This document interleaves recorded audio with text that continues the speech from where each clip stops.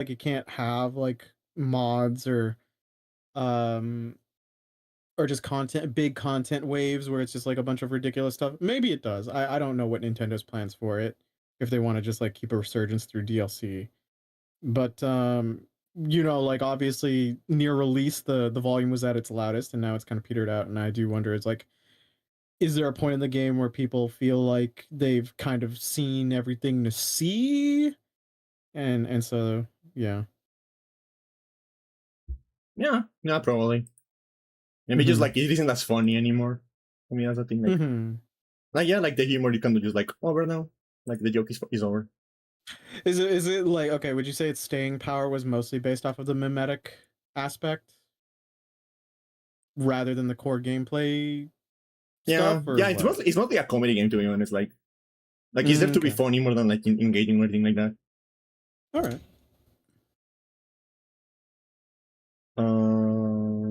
But yeah. Yeah. Like I'm not following. This is like the same conversation we had last time. I'm not following the World Cup, right? I'm not like really care. I don't really care about that. No, you don't particularly care for soccer. I think there are only two people in our Euro server that care about soccer, and the funny thing is, it's one European and me.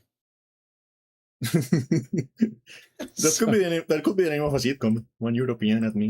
One European and me. To be fair, I've known him the longest out of our group of friends. We could have a sitcom, but a lot of it would just end with every episode of me and him just strangling each other. So yeah. Yeah. But yeah, like it continues to be like every now and then in my feed, I get like a post about like that huge like guy from Norway. Oh, Belgium man. Yeah, the huge guy from Norway, the one that like we were talking about the other day. Oh, Norway. Sorry, I don't know why I assigned him to Belgium. Yeah. In my head. Okay. And this week these are forward, right? I think. And this week I got a video, which is very funny that this has happened multiple times.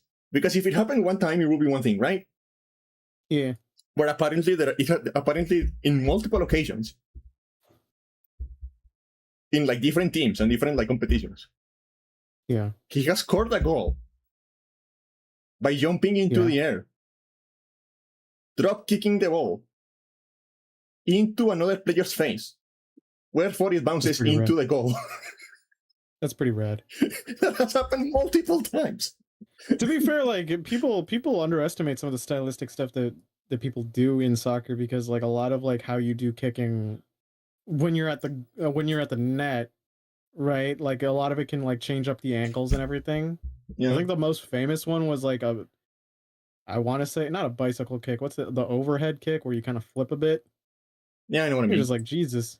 Yeah, and you're just like, holy shit. But like for me, it's not the fact that he's like doing a like flying drop. It's the fact that like he's on character action beat 'em up energy is what he's doing. No, it's the fact that he's doing it by bouncing it off like another guy's face. Yeah, because as long as it lands in the net, it doesn't matter who it ricochets off. It's pretty funny. So you see the videos of like, because he's always a guy from the other team. He's never one of his teammates. Yeah, no. He wants to cause damage as he's doing it. It's the only way. So you get this because again that guy is like very strong. So you get the slow motion replay, and it looks like their faces are like flattening. Oh God! Like turning into a pancake, and then the goal goes in, and they just look like, what? What happened? Ugh. What did occur just now? And the fact that has happened multiple times is so funny to me. That's just a thing he does sometimes. I mean, everyone's allowed one special move. They deserve it. Like your meter goes full, and that's the move you like de facto go to. Yeah. We need more of those. Yeah. Lately, I've also been like staying a lot on bed, just like scrolling around Reddit, right? Mm-hmm. And I've been obsessed with two subreddits in particular. Okay. One of them is called People Fucking Dying. Okay. Okay, give me a second. Let me explain. All right. So there used to be a subreddit called Watch People Die, which is exactly what you think it is. Yeah. Uh, and I did spend a lot of time on that one as a teenager. Probably didn't do anything to my mental health. No, don't worry about it. Okay. I But that like good how man, this is like the safety net for me So feeling somebody he took like guilty about the return thing is your one upping is like me going like it could have been worse. yeah. I mean the hypothetical of me returning things. Anyway, go on. So so there was like, and the thing is like, a lot of the people on that subreddit were like, like the very edgy, very like kind of Oh yeah, like I'd imagine. so you get a lot of like very like sarcastic, very tasteless kind of titles, right? Yeah, because like if you're into that sort of thing to begin with in a sort of dismissive tone, your comedy is likely going to be in the darker territories, yeah. Yeah. And kind of cynical, I suppose. Yeah, I'm very dismissive of like the people behind the videos, I guess you can say. Yeah, exactly. Yeah. Um, but as with every Reddit, or as with every subreddit, there had to be a parody subreddit, right? Okay. Uh, so there is a subreddit called People Fucking Dying, Yeah. and they took the same like sentence structure for like Okay. titles, the same like kind of tropes for the titles. Um, Yeah. but they do it with like alternating like capitalization in the titles. You remember that guy on like the website where we met that like will type and like every other letter was like capitalized? Yeah, that guy okay, so in the side tangent to that, I've mentioned it before on like the the gamer appreciation site that we were all part of is and video game appreciation obviously way back in 20 what was it 2013 Yeah. 2012 yeah Yeah, it was uh 2014, because I remember it was like just when I was graduating high school, so it was 2014. yeah and it was and like the main way everyone interacted wasn't even through DMs. It wasn't, I mean, you could DM people, but like Yeah, I got some theories over but there. like but like the most interacted method was we would go to the Discover tab, which was essentially the most forum-esque thing. Everyone would be posting, it would refresh accordingly, etc. Right? You had your filter section, which had like the filter out the links and stuff, whatever. And I know the guy you're talking about. I believe I do. And anytime I saw that dude, fight or flight would pop up. I was like, this fellow does not seem stable. Yeah. I remember he had a picture of like that guy from the Emperor's New Groove as the profile picture. Cusco? Yeah. Did Cusco? Oh, okay. I can't remember the Cusco part, but Yeah. I know the typing part. Yeah. I do remember like it was really funny when people were really angry about like that one dude who had like 50 alts. I was about to say the name on reflex because the one friend that we were talking about the football thing hates that guy. Hates Yeah. that guy. To at first when I remember seeing them interact, they seemed like chums, and then I think something just happened and he just got so sick of him and was so upset along with so many other people. Yeah, this whole thing about him having like 50 alts. And I was just like hiding in the corner being like, I have 70, man. Jesus Christ. Because like the thing about that website is like you could make like 25 accounts with one email. Oh, you could? I didn't know that. Yeah, you could make like 25 accounts with one email. So I just started making accounts for the lols. So that's how he did it. What? No wonder the suspension banning process was so bad. Yeah. Like you could make 25 accounts with one email, so I was just like I have always had like 4 or 5 emails like that I keep on rotation like at all times, right? Literally the one person we still keep in contact who, and he's usually busy, who knew how that site worked has mentioned how it felt like it would be held together by duct tape and glue, and I did not know it was just that bad. Yeah, no, I remember once I forgot my password, so I just like started sending Yuri to one of the admins, and they just like recovered it to me. Oh my god, That was this like a is bribe. so. That's so stupid. No wonder it died. Like, it's just legit dead and replaced. Yeah.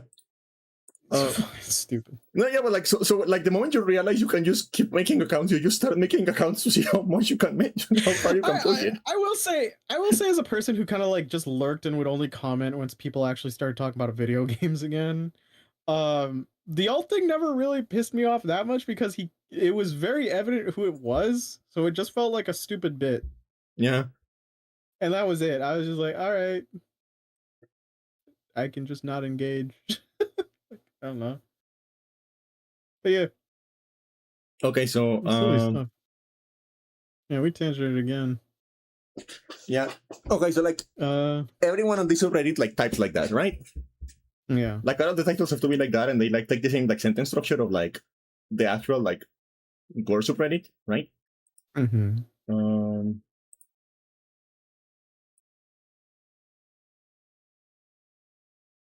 And so there is this post that is like the top post right now. It is called "Depressed Alcoholic Drinks Himself to Death." Oh. Oh.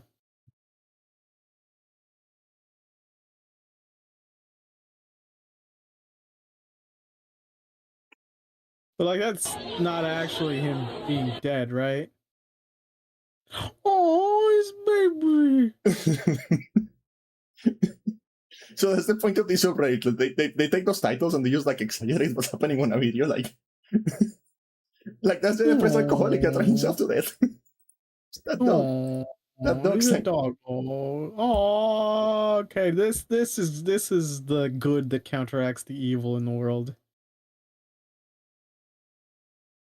yeah. So that's like the joke of Oh, this big. subreddit. It's like it's like that kind of like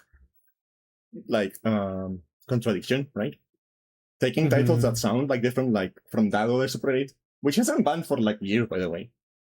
Well, yeah, I'd imagine. Like that just seems like a complete No, but like breach of like. it actually like it actually stood like for many years without like anyone banning it. You want to know why it got banned?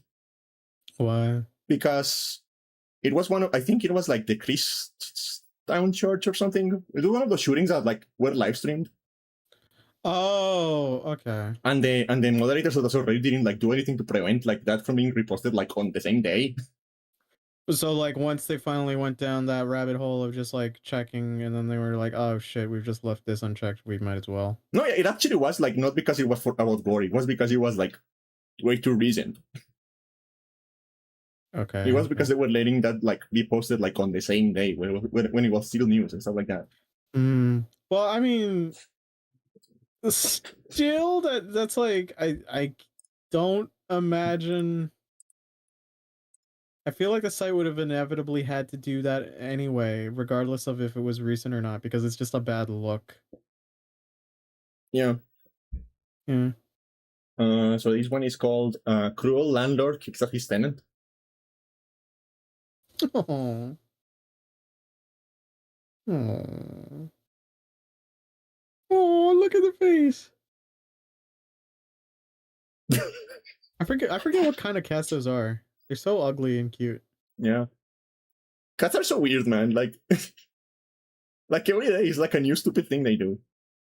Like with a dog, like if you have a dog for a year, you like know everything they do, like all of their like peculiarities and shit. You got like some sort of semblance of like routine, but cats, it's all over the place. It's like every day is something new.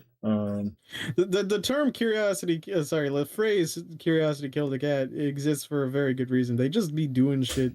Yeah. This one is called "Psycho Cooks Innocent Dash Nut to a Burning Crisp."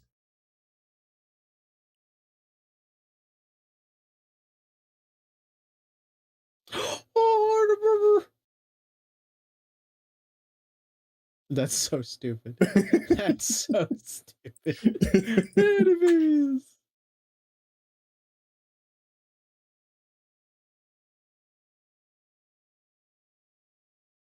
I could enjoy. I don't really browse Reddit. It's not my cup of tea. But I could totally see why some people do. Like I feel like with YouTube Shorts, how sometimes like I can just like burn a bit too much time than I'd like on them. I would be doomed if I went to like a cute animal subreddit. I like I'm cooked. Just Uh, videos of like puppies and stuff. I'm doomed. yeah. Oh no, YouTube Shorts is so fun.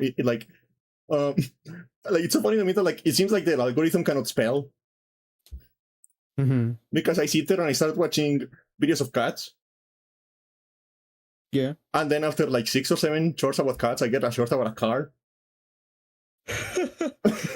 Yeah. Okay. That makes sense. He's like, oh, you I cannot didn't even spell. consider that. I do wonder like what I wonder what like has happened in my feed where it's just like a typo from the algorithm. Yeah, and the other subreddit I have been obsessed with is 2 sentence horror stories, Hmm. which is like the funniest thing. Is like people trying to like make like horror in like 2 sentences.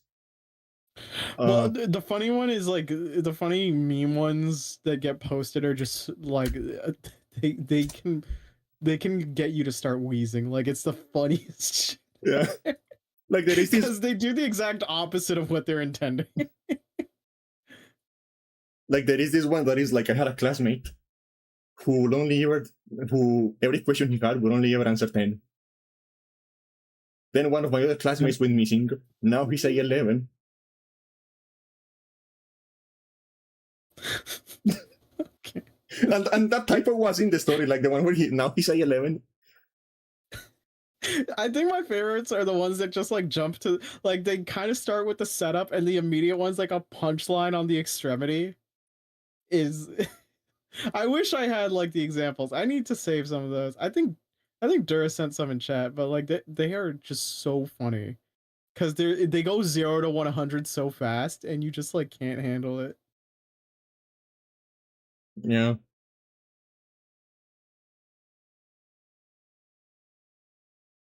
I'm looking to see if like I can find like more funny ones.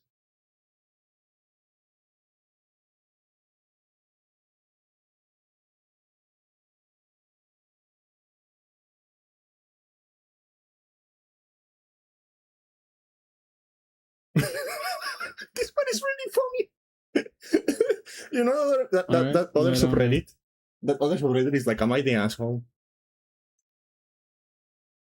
Yeah, I know. Okay, am I the asshole for repeatedly telling my husband I miss him? I Well, 20 oh yeah, okay, all right. I 23 female deceased have been attempting to contact my husband 38 male, but every time he hears my voice he chases me out of the house with a cross. That's good. That's That is funny. pretty All funny. right, I'll give you that. That's good. And I look at they use the like format I 23 female deceased. It's really good because like yeah, so many of the am I the asshole ones are just like it's either like you can tell this person's the asshole just from the title immediately, or they seem reasonable, and then you read it and like wow, you are actually like terrible. Yeah. Oh, this one Or is sometimes or sometimes you go like, "Oh my god, I'm so sorry you got screwed over like that. That sucks." But this one yeah, is terrible.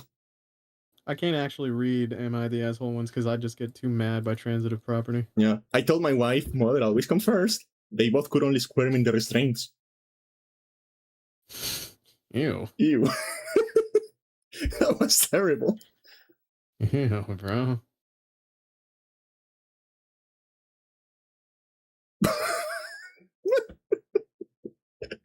But I'm still innocent, I said. Why are you sentencing me to 20 years in prison? Then another 20 years in prison. Because this is a 2 sentence horror, said the judge. Okay, it's dumb. I feel like 2 sentence horror just is really a good setup for just comedy. Really, it's just a lot of these are strong bits. Oh boy, I can't wait. They're kind of Oh boy, I cannot hmm? wait. Yes, you can, said the sentence interrupter. Who interrupted my sentence? like like it feels like okay, did you guys have like scholastics Uh, growing up in school, like a book fair thing or like a little Similar, yeah. subscription? Yeah, a subscription like flyer thing your teacher would give you every year, and then you mark down like what you might want to order and stuff. Okay. This is just like those lame joke books where it's just like knock knock who's there, or just like 1,000 like funny jokes to tell your friends. Like Two Yeah. Sentence Horror is kind of just like up that alley, but it's a lot more charming. I'll give it that. For sale, baby shoes never worn. The baby is not dead or anything, but the shoes are evil. I don't know why I heard that in like Doofenshmirtz's voice. Yeah, that sounds like one of his like backstory, like. Yeah, it does, doesn't it?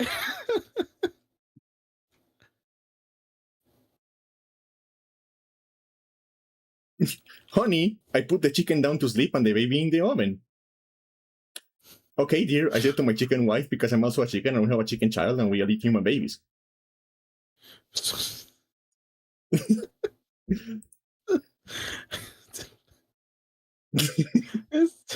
dumb. Is it a boy or a girl? Asked my pregnant wife. The doctor with horror in his eyes turned the ultrasound screen to show 30 billion raccoons.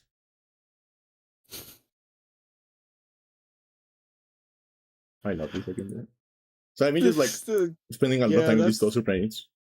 Yeah, no, it's strong. It's strong stuff.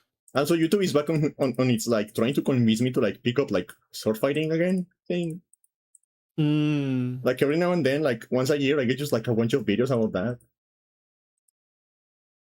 He's like, hey, do you want to like? Yeah, every once in a while, my algorithm just throws me. He's like, here's martial art videos, and I'm like, oh shit. Yeah, but like, you know what? I don't know what the problem is. And this is like the final like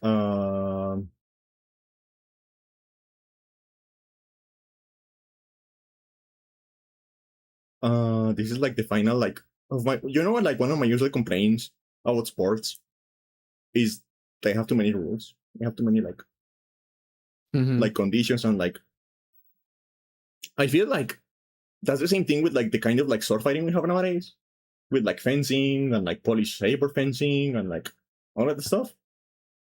Is that it is like too much of a ritual to codify it, to like okay, you do like these specific moves, and then you and then as long as you touch, that's a point. You don't have to. It doesn't even have to be hard. You just need to like touch with the point. You kind of want like simulated dueling rather than just and you have to like put your hand like this and stand like this and like. I do think I can see where you're coming from, because I have friends who are who have done kendo. They've been in kendo competitions and they're really good at it, and it's just like, I respect the form, but like another part of me does go like, yeah, it'd be kind of cool to see like just like simulated like dueling essentially. Yeah, I think that era. I think one of the main. That being said, like a duel does end pretty fast as well. But yeah, I think one of the main problems is the point on touch. No, it doesn't matter the touch. The point on touch rule. It's like kind of weak. I feel like they should be like keep going for a little bit longer. Have like a more like,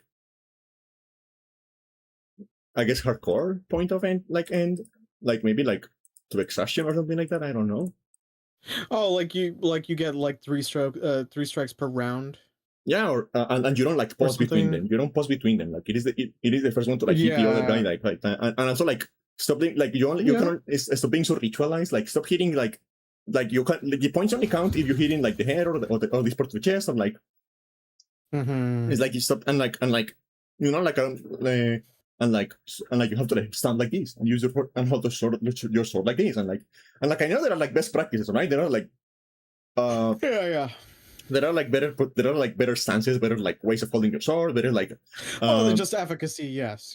Yeah, but like there's a difference between like training at like the most effective stances and shit like that, and having like no other choice because those are the rules and you have to stand like that.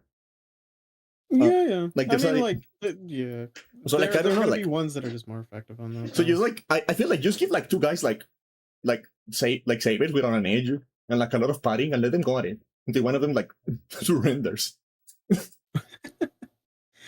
I I'd be interested to see because like contact sports like that are especially like uh ones with like weapons and stuff. Yeah, Uh, it is hard to regulate, and I do get what you mean. At the same time, like people are just really if they've done this thing for so long, some of the stuff does get ritualized because just out of like efficiency state, it's just like, well, of course you would do this pose. This is going to be your fastest way to strike, etc.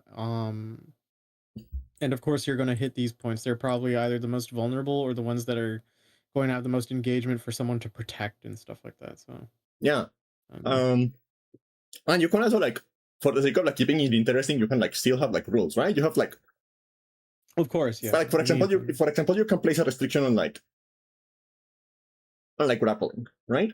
Um, Yeah, because the fact of the matter is that, like if you can like get a hold of like your opponent's arm during a sword fight, the best way to do the best thing to do is not to like stab them, is to just like throw them around, like throw them into the floor. Like that is the most effective thing to do in that situation. But that would be kind yeah. of boring to watch. So like maybe like like you cannot do it. But like other than that, like be more like loose, I guess, and like allow for like I also would like love to see more like mixed style because in a lot of like in a lot of like well, like modern fencing and stuff like that, you get like like everything is like it's like even ground. Like both of them have like the exact same weapon, like the exact same You weight. you'd kind of like an MMA equivalent for weapon arts Yeah, sparring.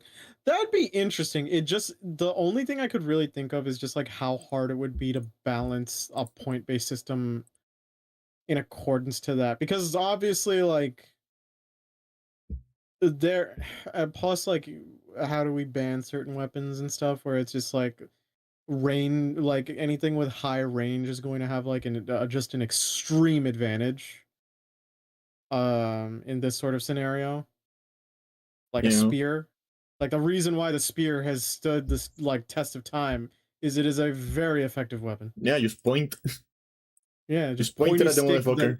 pointy long stick works as projectile and as pole arm and as like yeah, it's so it would like I'm not even against you on it. It is just curious to like think like okay, how would we possibly like account for that? Would you have like classes like your heavyweights and stuff like that like equivalent and then you would do that and then yeah, because like it'd be cool to see like a kendo practitioner facing like a fencer. Yeah, I'm always a sucker for stuff like that. And seeing what kind of like codified rule set we have in these like different like classes. Now I'm sure like an kendo practitioner fencing fencer is just rolling their eyes like, oh, I get this comparison a lot. There's like those are just the two most obvious examples that I can think of. But it's like yeah, yeah, and then you could also have like a naginata user versus like someone who uses like Chinese polearm arts and stuff like that, and it'd be very interesting yeah, just to see these different like things kind of engage historically because we've either never actually seen them or documented like these two different like cultural or historical like pieces of time engaging or we just haven't gotten proper documentation of it in that like maybe it happened but we just didn't know how it played out so it would be neat. I would definitely watch it kind of like out of the curiosity of both a martial arts standpoint and as a history thing. yeah. Yeah, And you know what if Kenny so? just wants the Yakuza Underground What if Coliseum. someone gets injured? Like we allow boxing, why not allow that? Like we're not giving them edges. Like we're like giving them those weapons. So like, what if someone gets injured? Like, how is it that different from Well, I boxing? think I think the I think the kendo and the fencing ones, like the helmets, obviously, because like when it's a blunt force like item, yeah, the damage can get way worse. Because like yes, fists can fuck you up, but like we wear boxing gloves for a reason to kind of mitigate that. Like bare knuckles, people underestimate how much fucked up damage bare knuckles can do. Yeah. Uh, I don't know. You don't want to see like an actual fight instead of like the stupid like little like dancing thing they do when they fence. Because that's the thing. Like modern fencing feels like less like a fight and more like a fucking like courting dance. Like you're trying to Hmm. impress a mate or something. What the hell? My bad. I think a cicada is just like near my window. Anyway, go ahead. Oh, Jesus. That's my cat. Hey. Cease. She's on my desk again. Seize your feline. Cease your felining. Hold on. Let me move you, you chunky cat. Come on. Come on. Come on. Oh my God. There you go. I threw her to my bed. She like did the Superman pose. All right.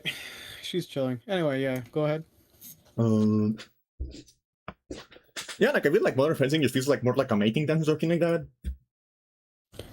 I think like you're onto something where it would be very interesting. Again, I guess it's just the logistic standpoint of just like, okay, how do we do all of this in a lot of ways to make sure that like we have athletes who aren't like injured so grievously that like they can keep on competing multiple times.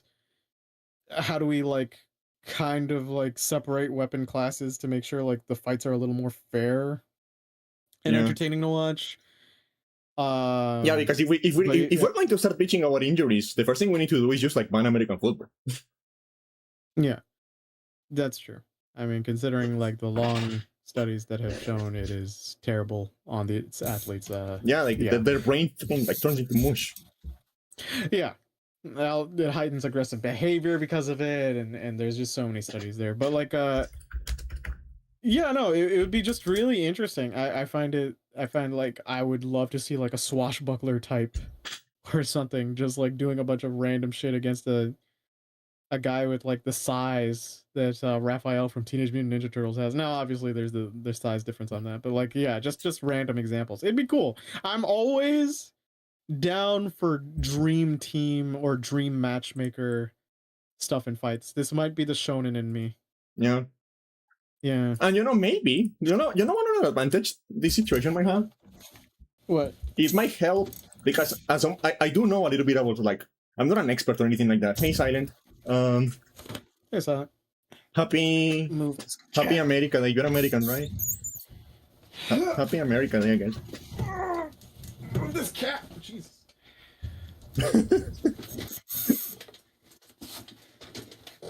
Okay. The cat was being an idiot again, but yeah. Where is it?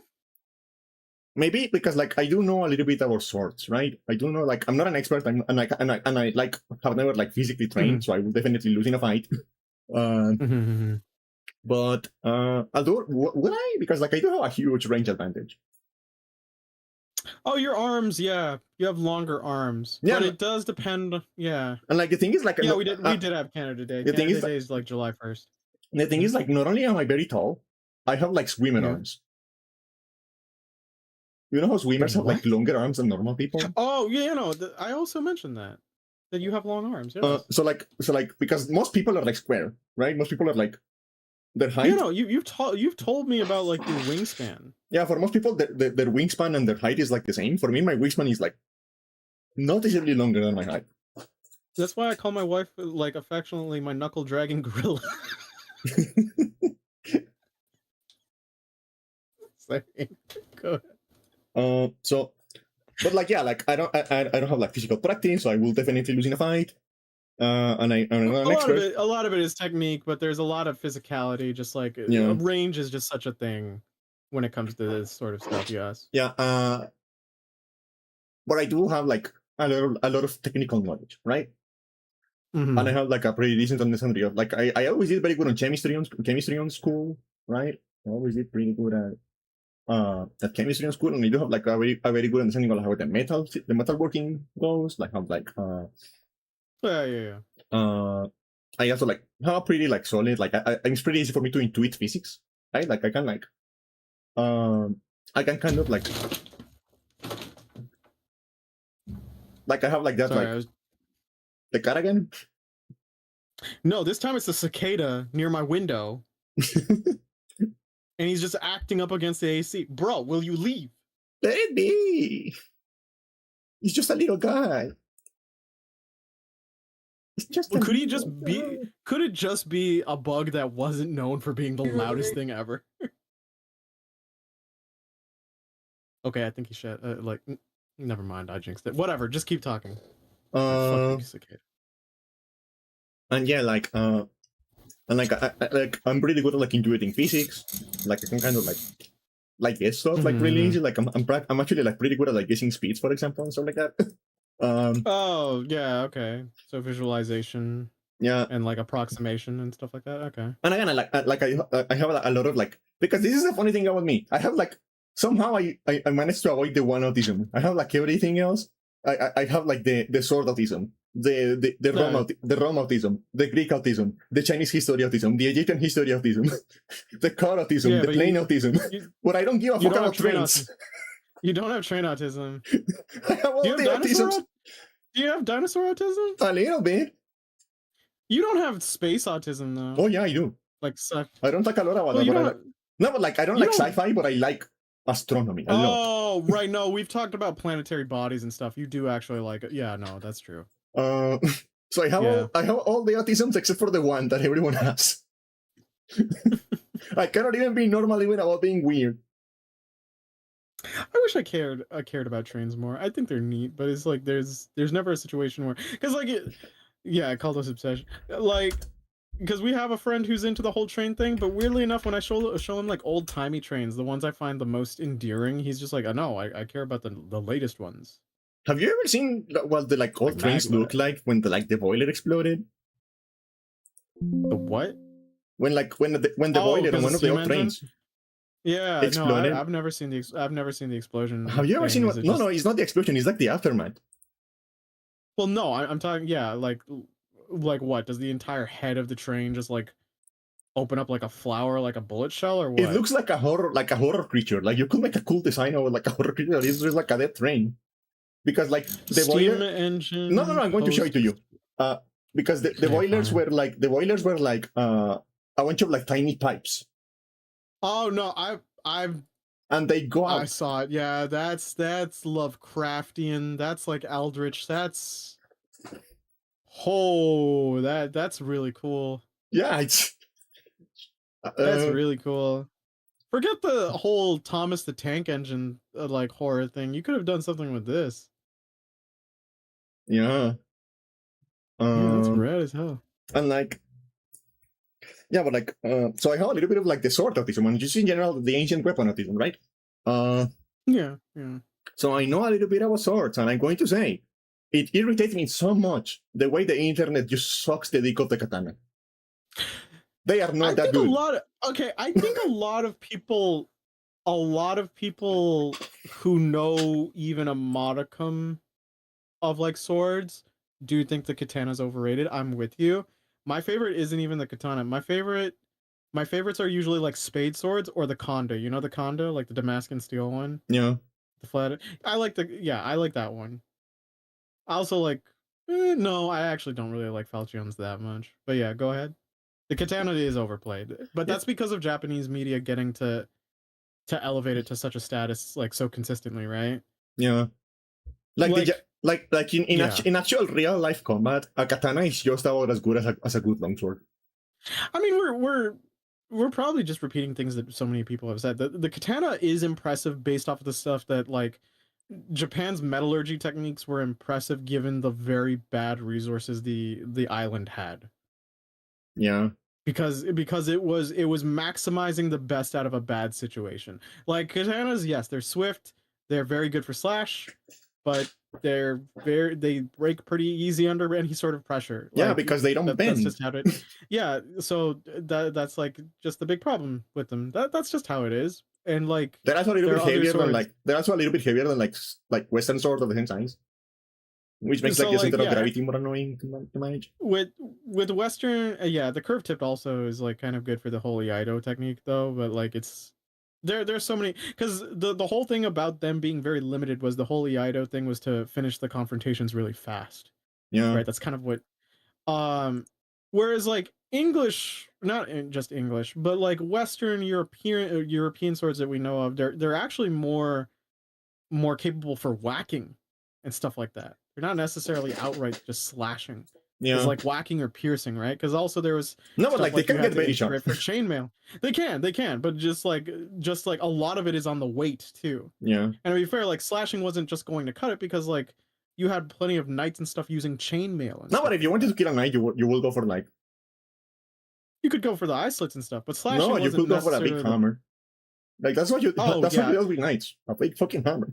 Give them a Well, concussion. yeah, Turn them into a fucking yeah. bell. You mean like the Morning Star and stuff like that as well. Yeah. Yeah, yeah, stuff like that. But it's just like, yeah, it's so interesting to see different cultures approaching the same concept of a sharp object that I can hold, or like object made out of metal I can hold, and just how they go about it in metallurgy and also use case, right? So Yeah. And I yeah. just thinking like going back to like the earlier conversation we were having, I just think like mixed discipline fencing could like demystify the katana a little bit. Make people realize it's not actually magical.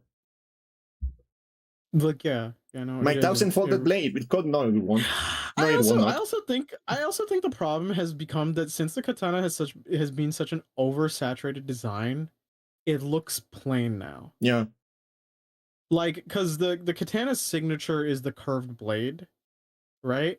Mm-hmm. The hilt is like some wrappings, and like maybe you get like different colors for the blades and stuff, but it's like it gets harder to distinguish them like just from at a glance outside of like the hilt, right? And the wrappings.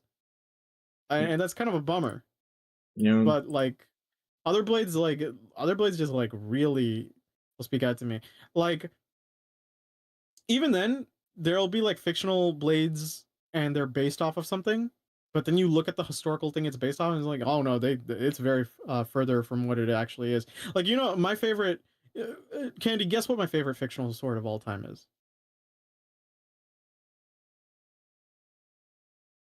I don't know. It's from a video game series. One of the Dante ones? Not Dante's, it's Nero's. Red Oh. Queen is my Because it favorite has a fucking fictional bike. sword. Well, that and like the shape of the blade is amazing Yeah. too. You can I mean I if think anything yeah. anything that is not a bike that has like a thing to rev it is like immediately like cool. Yeah, yeah, I absolutely love it. You know what I also love about Nero's like Red Queen? Red Queen is so cool because Red Queen is a sword made from cult engineering that is somehow still on par with two blades made from like a guy who's essentially a god. Because you can rev it. It's just like, yeah. It's just like, hey, this essentially godlike figure who betrayed another godlike figure got two blades and bestowed them upon his sons, and they're like super. They're imbued with so much power. Meanwhile, in overall in a cult with this creepy dude who's into bugs is just like, I'm gonna make a motorcycle blade. And it's It's just gonna as do good. this, and it's just as good. Like, yeah, hell yeah. But like the Red Queen is a falchion because it's front weighted, right? Mm-hmm. If you look at actual falchion swords, like obviously they don't look like Red Queen. The Red Queen's got a little more flourish Yeah, on it's it. a fucking anime as weapon. Yeah. But it's just like, that's the cool thing about it. You can look at some of the even Noctis's blade, I think, is a falchion, like from FF. Uh and it's just like you can see like some variation on these core principles, but I feel like it's so much harder with katanas Yeah. because like, Yeah, and like they have like, a silhouette. and some people go like, well, what about like the big ones and stuff like that? And it's like, well, then you get to the semantics of That's like not really a Mudachi, katana Odachi. anymore. Yeah, exactly, right? The horse slang sword, Yeah. And the Chinese also stuff like had one that. of those and it was cooler. Yeah, and so just like you, it's not to take away too much from the katana. It's just the fact that it gets the spotlight so much more when there are so many other interesting designs that really do deserve like more love and display in media. Yeah, Because like they're just so like the historical stuff to just see like how it all led up to it and how people would have used it is like great. I love it. yeah, and you wanna know something, you fucking weeb, your thousand-fold blade is going to break if I hit it from the side, so shut the fuck up. Mm. Like if I I hit it from the also side, it's going to break, so just the fuck up, shut the fuck up. you and I also have gotten so upset. I think just from a historical standpoint, and me from a historical standpoint, and you from a chemistry standpoint, when a knife maker claims to be using Damascus steel, Oh yeah. because you and I both go, that's not Yeah, that's not Damascus steel. They're just like two types of steel with like slightly different like corrosive points. Yeah, you're trying to emulate a pattern thing, sure, but it's not the same That's called pattern at all. welding. Yeah, like the actual stuff is long gone. Like that technique is just gone to the wind, Yeah, we and don't it's a know. bummer. Yeah. People also like forget about that historically. Is just I think I mentioned it once before, but it's just like in classical era or like even before, like people think like the modern day, oh, we were so great with like science. It's just like there's a heavy chance that the Greeks and the Romans used something equivalent to napalm. Yeah.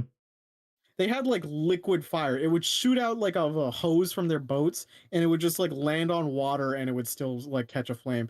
And it's just like, oh yeah, no, they probably just invented like something akin to napalm. We don't have any chemical traces of it left, so we wouldn't know. But it's being documented. Yeah, look at the Chinese horse So, killer. This is the one the Chinese use to like kill horses.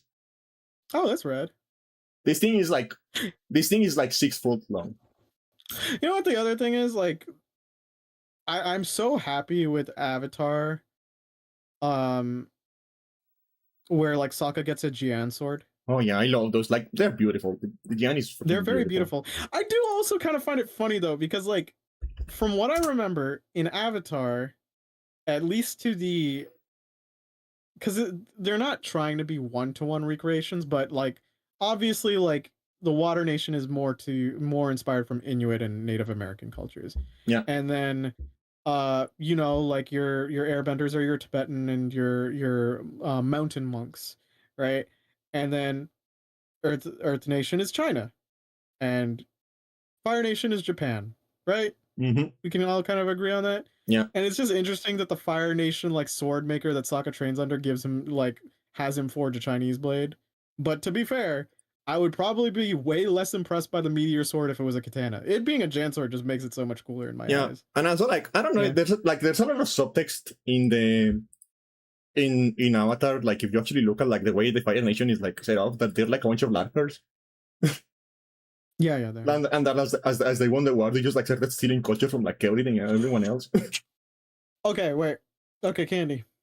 I said my favorite fictional sword. Would you I said Kondo was my favorite IRL sword. That's a lie. I just remember my actual IRL favorite sword.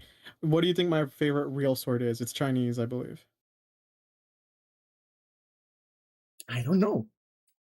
The hook swords. Oh yeah. You know how Jet uses hook swords are now by actual logistics hardest to master, but on paper so much versatility. Like they are insanely cool just from that feature alone. Yeah. Like they can hook people in, they can indeed slash. You can link them together. It's such a cool weapon. Yeah. And you know what else I remember about katanas? What? The samurai weren't even like actually mainly like sword fighters. They were like horse archers.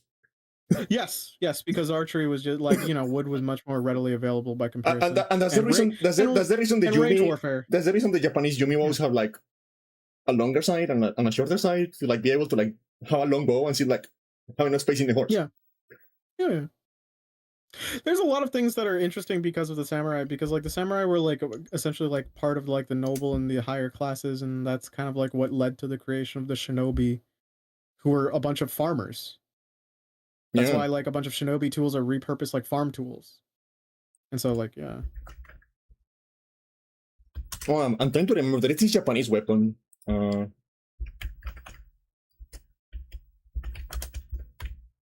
That it was like mainly given to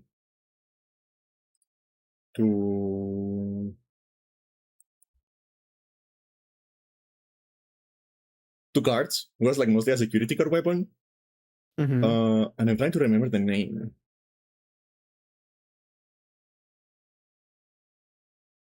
Because they're like the most evil weapon I've ever seen. Like if this thing didn't exist and you like made up a guy for a book and gave him this weapon, people would think like, okay, how did they not realize he was like the bad guy? Okay, I found it. It's called the Sodegarami. And it is like a cartoonishly fucking evil weapon. Like, it is hilarious. Let me see. Look at this fucking thing.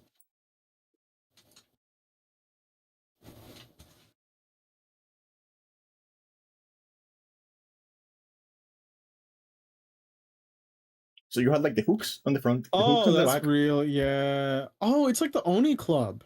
And this thing, yeah, you have like the club, but you also have like the hooks and the like spikes. And Yeah. and this is like a big Oni. head, and this is like a big ass head mounted on like a pole arm. This is a pole arm. Yeah. So this is like a big ass head mounted on a long stick.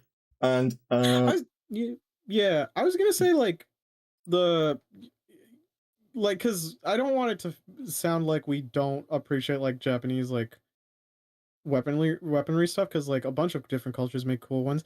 The whole Oni Club thing, that thing still looks rad to me, because I look at it as like that's just like the spiked up baseball bat.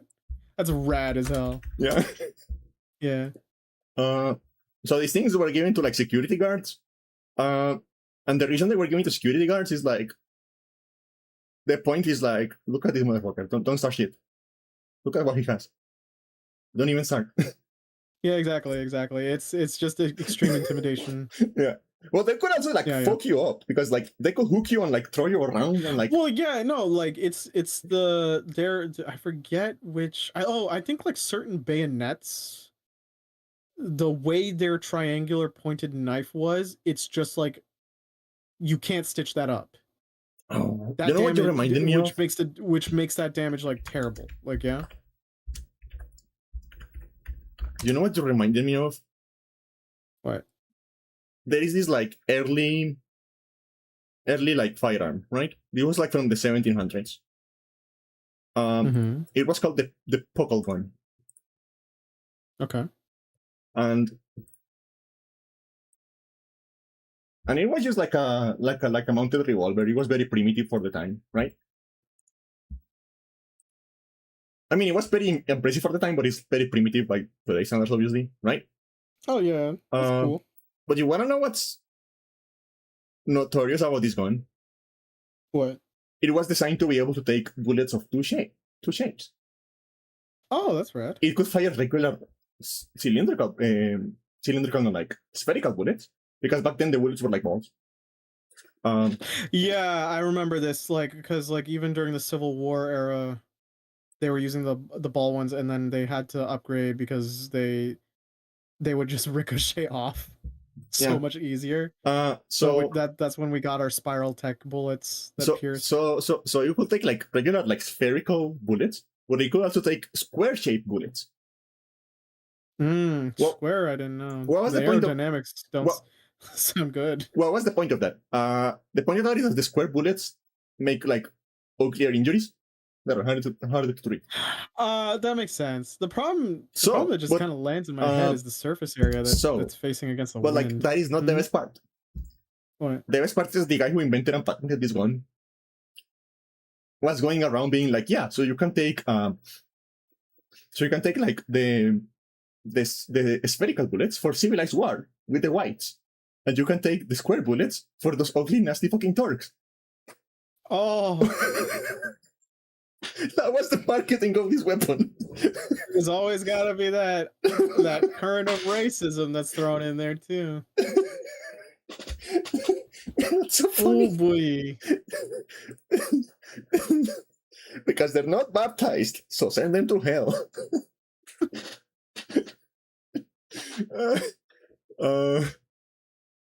Yeah, speaking of racism and like Turkish people, did you know that like the term scimitar is like a sword slur? A sword what? Slur. A sword slur? Yeah.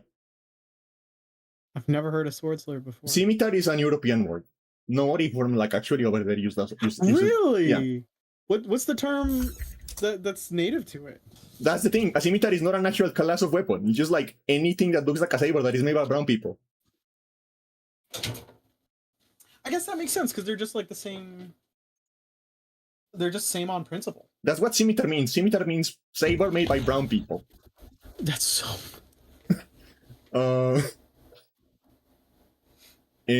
And the thing is, like, it is so much of a saber. It is so much like a saber. There are actually accounts of like Turkish weaponsmiths using European-made blades, with Turkish hilts, and vice versa. It is interesting though, like, because like let's assume, because Saber is Western, right? Yeah. But it's like, what would the people of that native to those regions have called that sword, right? Yeah. Like, I suppose that's the proper naming thing, and then you get into the semantics of like, well, you both ended up designing pretty much the same thing, and it's going by two different names. Yeah, so like a scimitar is not like one weapon. It is like the European term for like shamshirs and saifs and talwars and ninjas and kinjis and kurwars and Yeah, okay, that's messed up. Curve blades are just like, yeah, they get the job done. I'm going to this is my hot take. Like, I know they're like effective. They're very good for cutting, especially like the reason they were so common for like cavalry units is because like on that motion in like that like downswing, they are extremely effective. Yeah. But I just aesthetically I don't like curved blades that much. I don't either. I agree with you totally. I'm kind of like, I like it when it's just kind of rectangular-ish. I'm just like, ah, neat. That's cool. Yeah. Yeah, I don't know why. And now, to be fair, the two that I mentioned are like weird. They have protruding parts, like the hook sword I love, and the Red Queen, but it's like they're not curved outright. Well, the hook sword is curved at the end, like a crowbar, but they're not. It's not fully curved. It's straight bladed. Yeah. And you can make a like not straight blade that is cool, right? Yeah, you totally could. Yeah. Like I really like Kopech, the Kopech. Hold on. Is it what I'm thinking? Is it the spiraling one? No, it's the Egyptian one. No, those are cool. Yeah, all right. Because it's like the reason they are curved because it's like a scythe in a sword at the same time. Yeah. So and that makes them cool. Yeah, it does. And also like it's a unique shape. Like that, I think that's one of the most important things is like when you get to like it's very eye catching.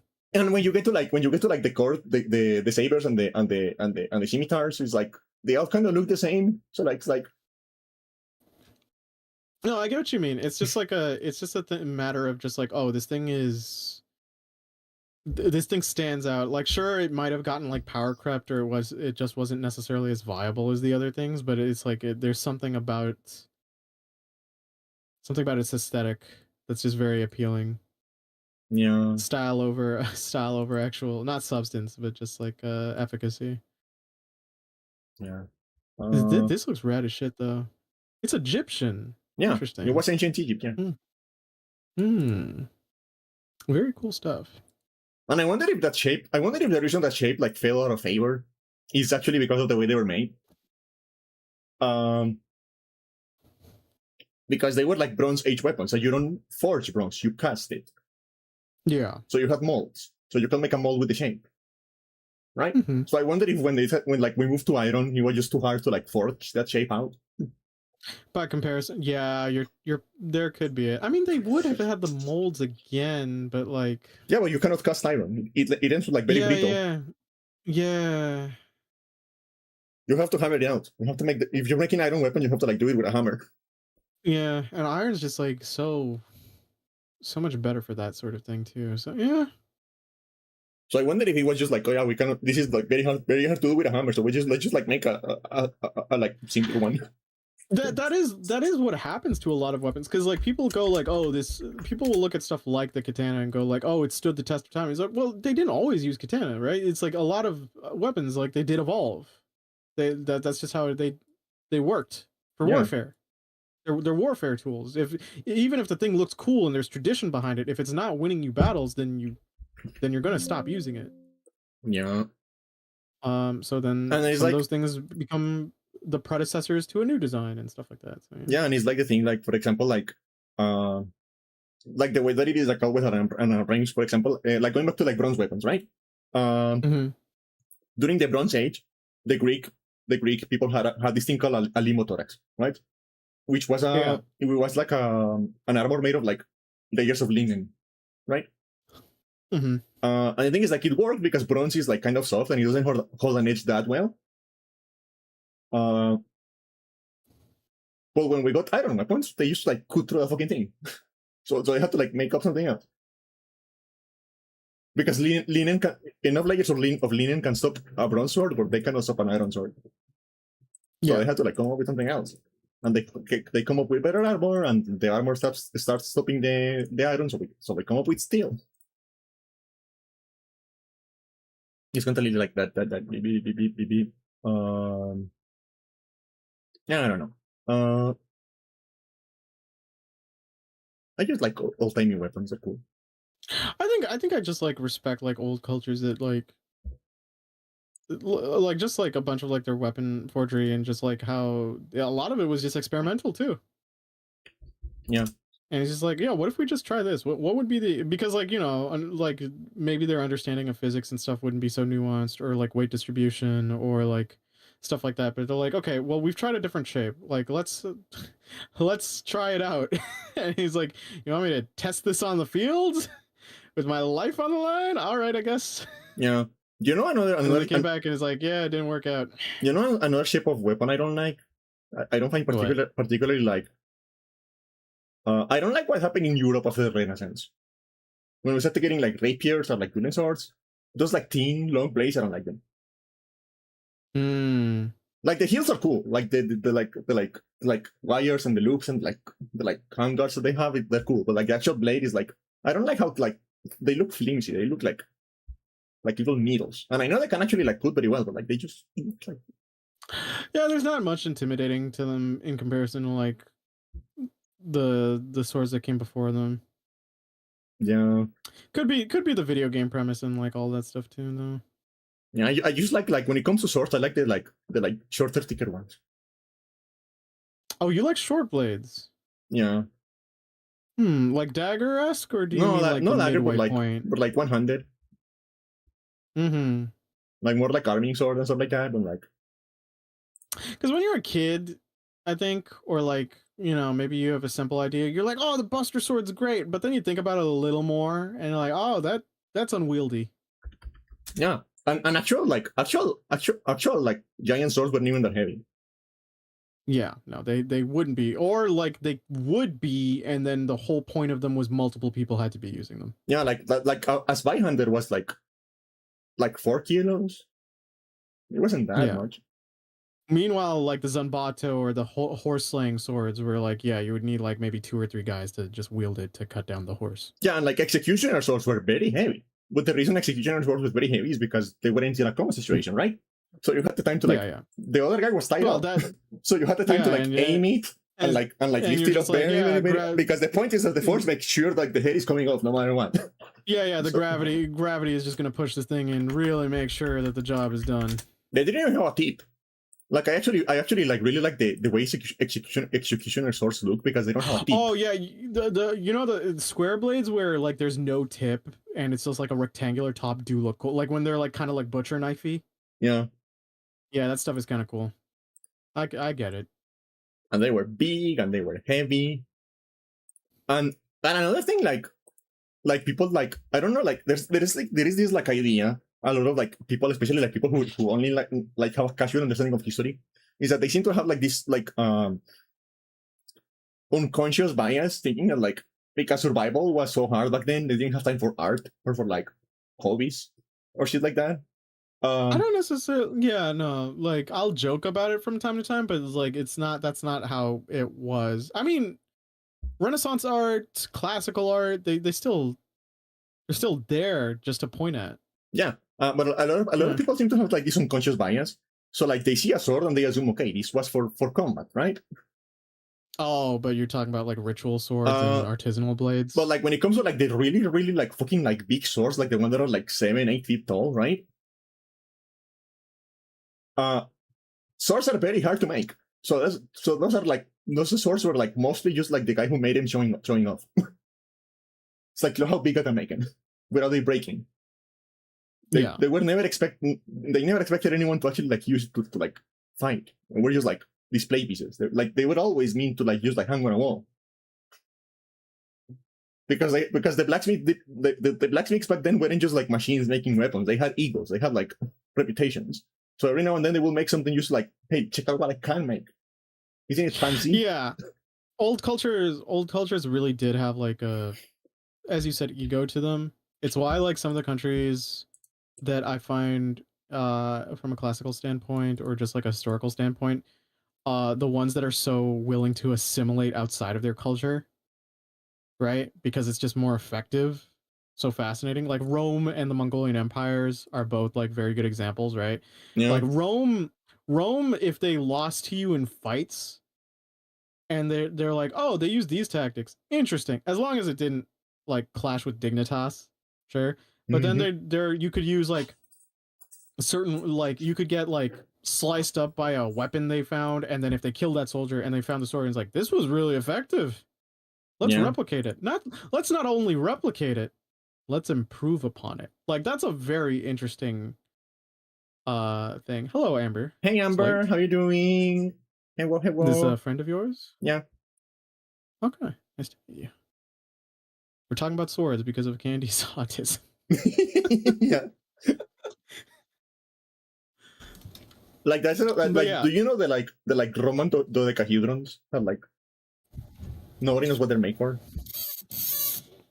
Oh yeah, like they're kind of like this weird, not puzzle thing, but like yeah, the people are just trying to figure them out. I know what you're talking about. Are they the hollow ones? Yeah. With like the yeah. I'm a firm believer on the theory that they were just like things the blacksmith made. Maybe it was like a test, like a final exam for a blacksmith, or just like to show off. Yeah, no, there's so many cool things like in the olden days that sadly because of a lack of documentation, we don't really either know their purpose or if they were just kind of like for fun. Yeah, because and people have like you see like these debates online, or like no, they were like candle holders. They were for like weaving. They were for like trying to like find the utilitarianism for it. I just think they were like display pieces. Oh, okay, yeah, no. So I see more of the point you're trying to get, where it's like the survival wasn't so encompassing that everything in old countries was objective based. Yeah. Yes. Okay. I see what you mean. Where it's just like, yeah, we would just make. There's a possibility we would just make toys again, because Roman history is the one I kind of look at the most because it's the most unfamiliar.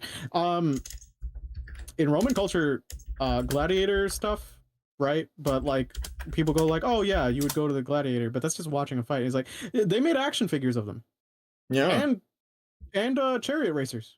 They legit just made action figures for kids. Well, obviously they weren't fully like articulate, but they were just like these mini statues, and the kids got to run around and play with them. So yeah, pretty much same thing. Like yeah, there's a lot of times where it's just like entertainment and hobbies and stuff, because like the human mind needs mental engagement. Yeah, like recreational.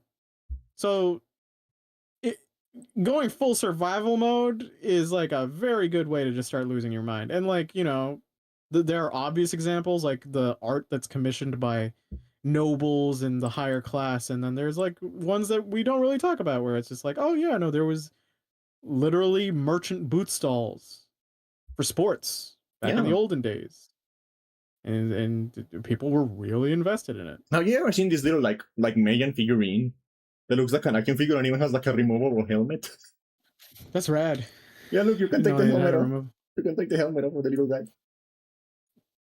That's so cute. That's so cute. And it's like I think I look at it, I think that was tough or used like a toy or like a commemorative. Yeah. Like, because it was exactly. Clay, and clay was cheap. So it was like... There's also just a lot of thought that gets put into those entertainment spectacles. So again, I won't repeat it, but like for Roman gladiatorial arenas, people will usually think they were fought to the death. Not really, because when they you were expensive. Really think exactly, you have to keep in mind that a lot of gladiators tended to be slaves or Romans who would forgo their status and reputation, because being a gladiator kind of meant you were like lower on the citizen ladder, like in terms of respect. Admittedly though, gladiators were also seen as like magical. Like there's documentation where people would sell gladiator blood as an aphrodisiac for virility. because they were like good examples of strong, manly men. But like, the entertainment part is like, okay, well, you got a bunch of slaves that you're using for gladiatorial arenas. You have to train them so they're actually entertaining fighters.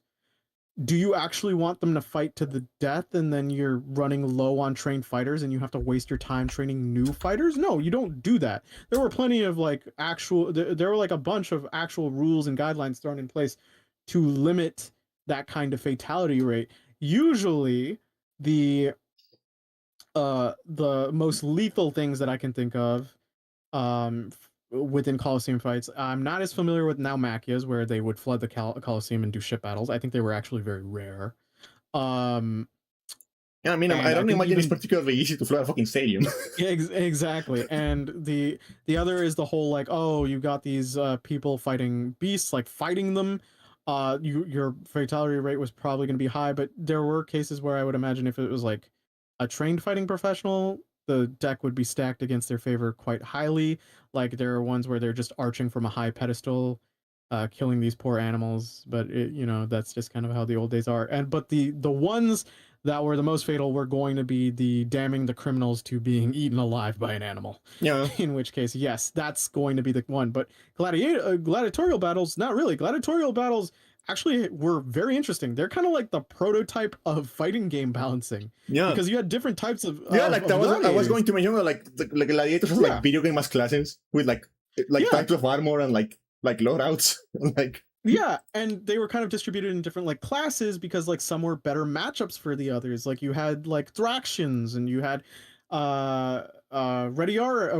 who were more like they were less armored, but they were more nimble and like agile because of it. So their weapon was like a trident for distance to keep that distance because they're not armored, and a net to incapacitate the other guy. Meanwhile, you have there like is people, even I have even seen a theory floating around that like the Retiarius, they were like trained when they picked someone to be a Retiarius, they picked the ones that were like really pretty because they didn't have helmets on. There's part of that. Yeah, they were also known as like kind of being like pretty boys. And then like, you had like other ones like Secutor and stuff like that, and like ones with mini shields, one with pole arms, ones with like mini blades, ones with like heavy shields.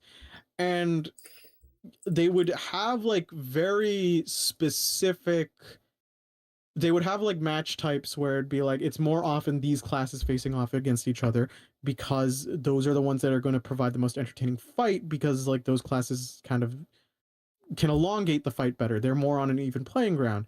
Sometimes I'm sure you would have like the rare one where it's like these two classes that don't fight that much, but it probably go ahead. And they had the bestiari, which is like who were like fighting animals, right?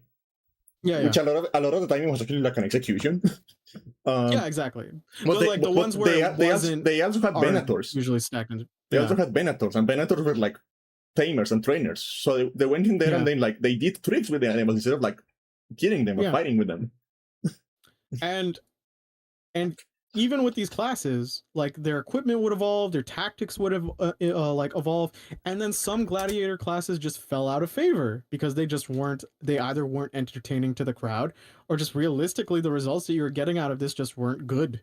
So yeah, it's really fascinating. A lot of thought is put into entertainment, even if it just seems like from a reductive standpoint, just outside looking in, it's like, oh, it was just humans enjoying violence and bloodshed. And it's like, not really. No, there was a lot more thought put into it. Now, even then, another surprising thing for people when learning about Roman culture is that the gladiator fights were a spectacle. They weren't the most popular thing. Romans in the Roman Empire and the Byzantine Empire later, forth after, were far more interested in a chariot racing. They loved their NASCAR, essentially, to the point where their chariot racing influenced an entire riot called the Nika riots, which was essentially like, I think it was like when they were in Constantinople, I believe, because like the circus was right next to the palace. So yeah. Sorry, history nerding out. Yeah. It's what I do. Yeah, it's one of the few times I get to do it. Yeah, so we went on a whole ass tangent. Yeah, I mean, you finished your you finished talking about your 2 weeks, right? Uh, another hot take I have about like swords and like that kind of stuff. Yeah, I just don't find like the aesthetic of like swashbuckling and pirates like interesting at all. Like I don't I kind of particularly like do. them. I actually do. I used to not care, but it could be because of my weeks that I've grown to care a little bit. So yeah. Uh, But if you're talking about like the combat portion of it, I suppose because they were more roughhousing and it was highly unlikely that they were going to be trained as much as like your usual like military officer or no, something just like like that. aesthetically, I don't particularly like them. Oh, like what, the blades, or do you mean just like The blades, how the they? outfits, the whole like being at sea thing. Oh, I love the long coats. I absolutely adore those pirate long coats. They look so cool to me. And also, I just like maybe it's like an overexposure kind of thing because of where I live. Mm-hmm. But I think the Caribbean is kind of ugly. Oh my god. Like I prefer mountains and like tall Oh pines well, that's and your stuff like that. bias. That's your Uh, biases. uh, I like maritime stuff. Yeah. and the sea is kind of just like it's water. No, I love the sea as a backdrop. It's very. It's water. But yeah, but then if you're talking about your mountains, it's rock. it's just rock and sky. If you're like, yeah, but all the ocean is a lot of water. I'm like, yeah, look at that mountain. That's a lot of rock. What are you talking It's water. but the water, it's horizontal. Your rock is vertical. What are these arguments? I don't know. I think like the only interesting thing about the ocean is the fact that like we don't even know what's under there. That's the one thing that is interesting about it. I just love the scenery. I love the idea of like traversing this I just don't like water in open. general. Oh, that could be I don't the like open rivers. I don't mysterious like showers. I depths. don't like rivers. I don't like rain. I don't like drinking water. I don't like water. This disgusting, unhygienic gamer girl. No, I take a shower. Yeah, I take regular showers because I have like tra- perspiration issues. yeah, no. So I know I Fair, get fair. stinky a lot. But But like, if I didn't have to, I yeah. wouldn't because I don't like I know people were like, oh, a shower is so relaxing and like it like wakes you up. I mean, like, no, it doesn't. No, it doesn't. Oh, for me it does. It absolutely does. I love a good shower. Like I get into the shower. I Like I get I into take cold showers. oh, no, They're very nice. I cannot take cold showers. Like my body refuses. Oh, really? Um, Okay. You were born in the cold ass mountains and you can't deal with cold water. yeah, and that's the thing. I can deal with cold other stuff. Like I can just like lay on a cold floor and like not do anything. I can go out in like 0 degrees wearing fucking shorts and a t-shirt.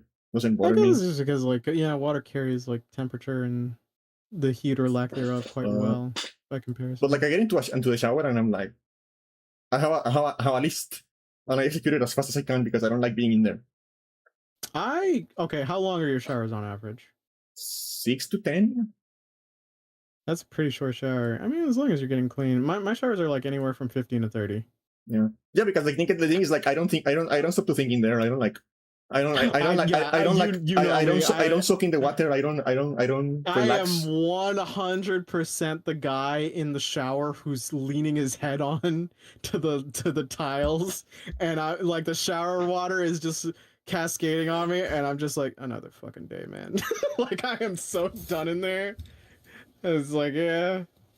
But okay, the pirate thing is like okay, sailing itself I can see kind of like, sure, you can make arguments on how boring it can be if there's just like vast open space with not much to look at, but it's just like this idea of just like this terrain that you usually can't traverse and you have to go through a different kind of like trouble to get through it, and then the short spots of respite can be like islands of various like varying degrees of like wildlife or interesting things there. It's very there, it kind of adds like a nice mystery to it, so I like it. I Yeah. like the ocean a lot as a backdrop. My favorite thing about sailing is that one Tumblr post about Corby. Oh yeah. Yeah, look at it. Okay. And you have to do the emoji in it. You have to like audibly do the emoji when you read it. Scurvy has got to have one of the biggest disease treatment coolness gaps of all time. Like, yeah, too much time at sea will afflict you with a curse where your body starts unraveling and old wounds come back to haunt you like vengeful ghosts. Unless, I did it, you eat a lemon.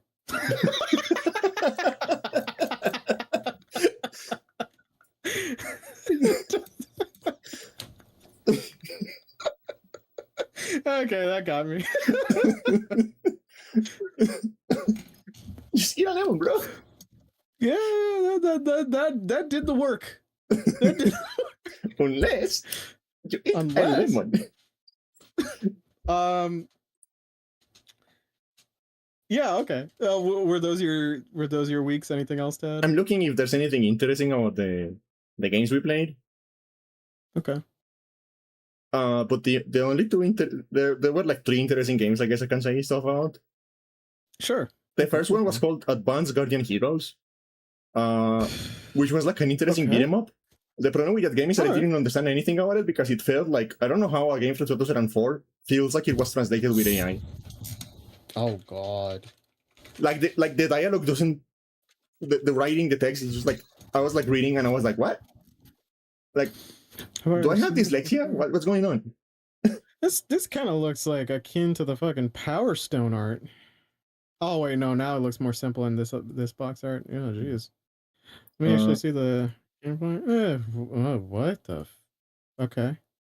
Yeah, the thing I liked about the game, is that it has like a very cool like perfect parry system, and you know I love me a perfect parry system. Yeah, that's true. You're very good on parries.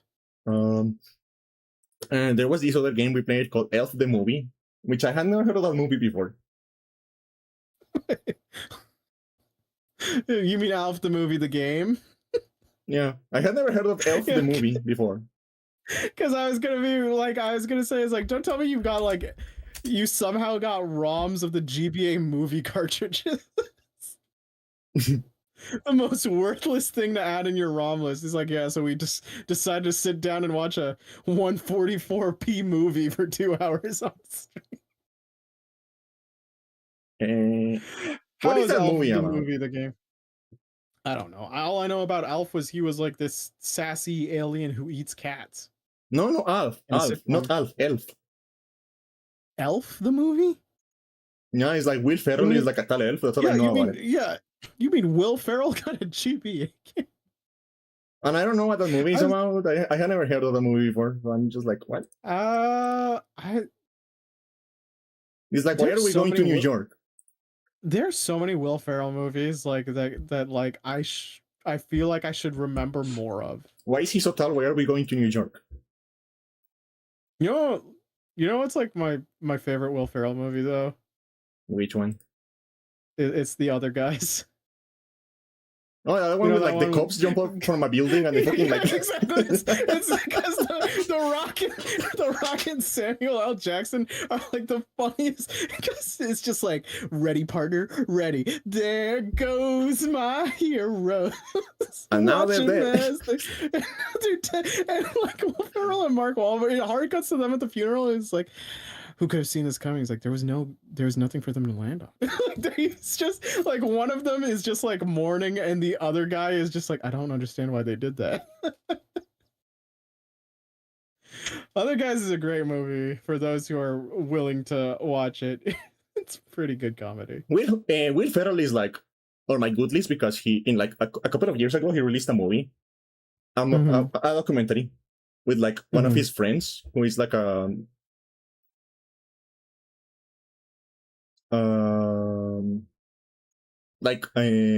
he's like an older person, and they like fairly recently came out as trans, right? Oh, and it's like a very like heartfelt, very like emotional documentary they made, and it's like, oh, you're a cool guy. You're a cool guy, Will. I like you. Well, Will Ferrell just comes off kind of like chill like that. He doesn't seem to like crave the spotlight, like I think some of his contemporaries, you know. Yeah, he's just kind of sort of there, and then he's chilling, and then you kind of only hear about him because of the films and stuff like that. Yeah, and the only thing I can say about that game is that like the whole time I played that game, like I got this feeling that I had like that it felt familiar, right? It felt like something I had played before, something I had seen before. And then was it a reskin? No, then I realized what it felt like. What? It felt like the game I made in 2014 when I got my hands on a copy of Game Maker and I Googled Game Maker Platformer Tutorial Easy. That's what it felt like. I saw you've grounds to sue. Yeah, that was a game maker. That was like a game making tutorial last game, which is like, Jeez, that is not flattering. yeah.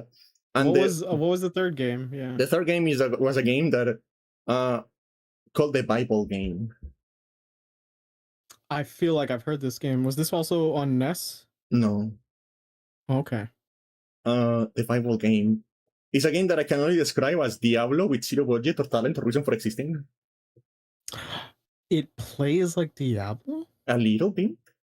Except Oh no. instead of having a weapon, what you have is like a Bible, and you need to get like very close to the enemies to like hit them with the Bible. You hit them with the Bible? Yeah. And when you hit them with the Bible, you don't just use holy magic or anything? No, you hit them with the Bible. And when you hit them with the Bible, because this is a Christian game, so eventually you have to have a fucking like Bible quiz section. Oh, of course. So when you hit them with the Bible, you get like a quiz, and if you don't answer enough questions correctly, they just don't take any damage. And if you answer enough questions correctly, they die. Okay. There's so many questions on this because like you and I both grew up Catholic.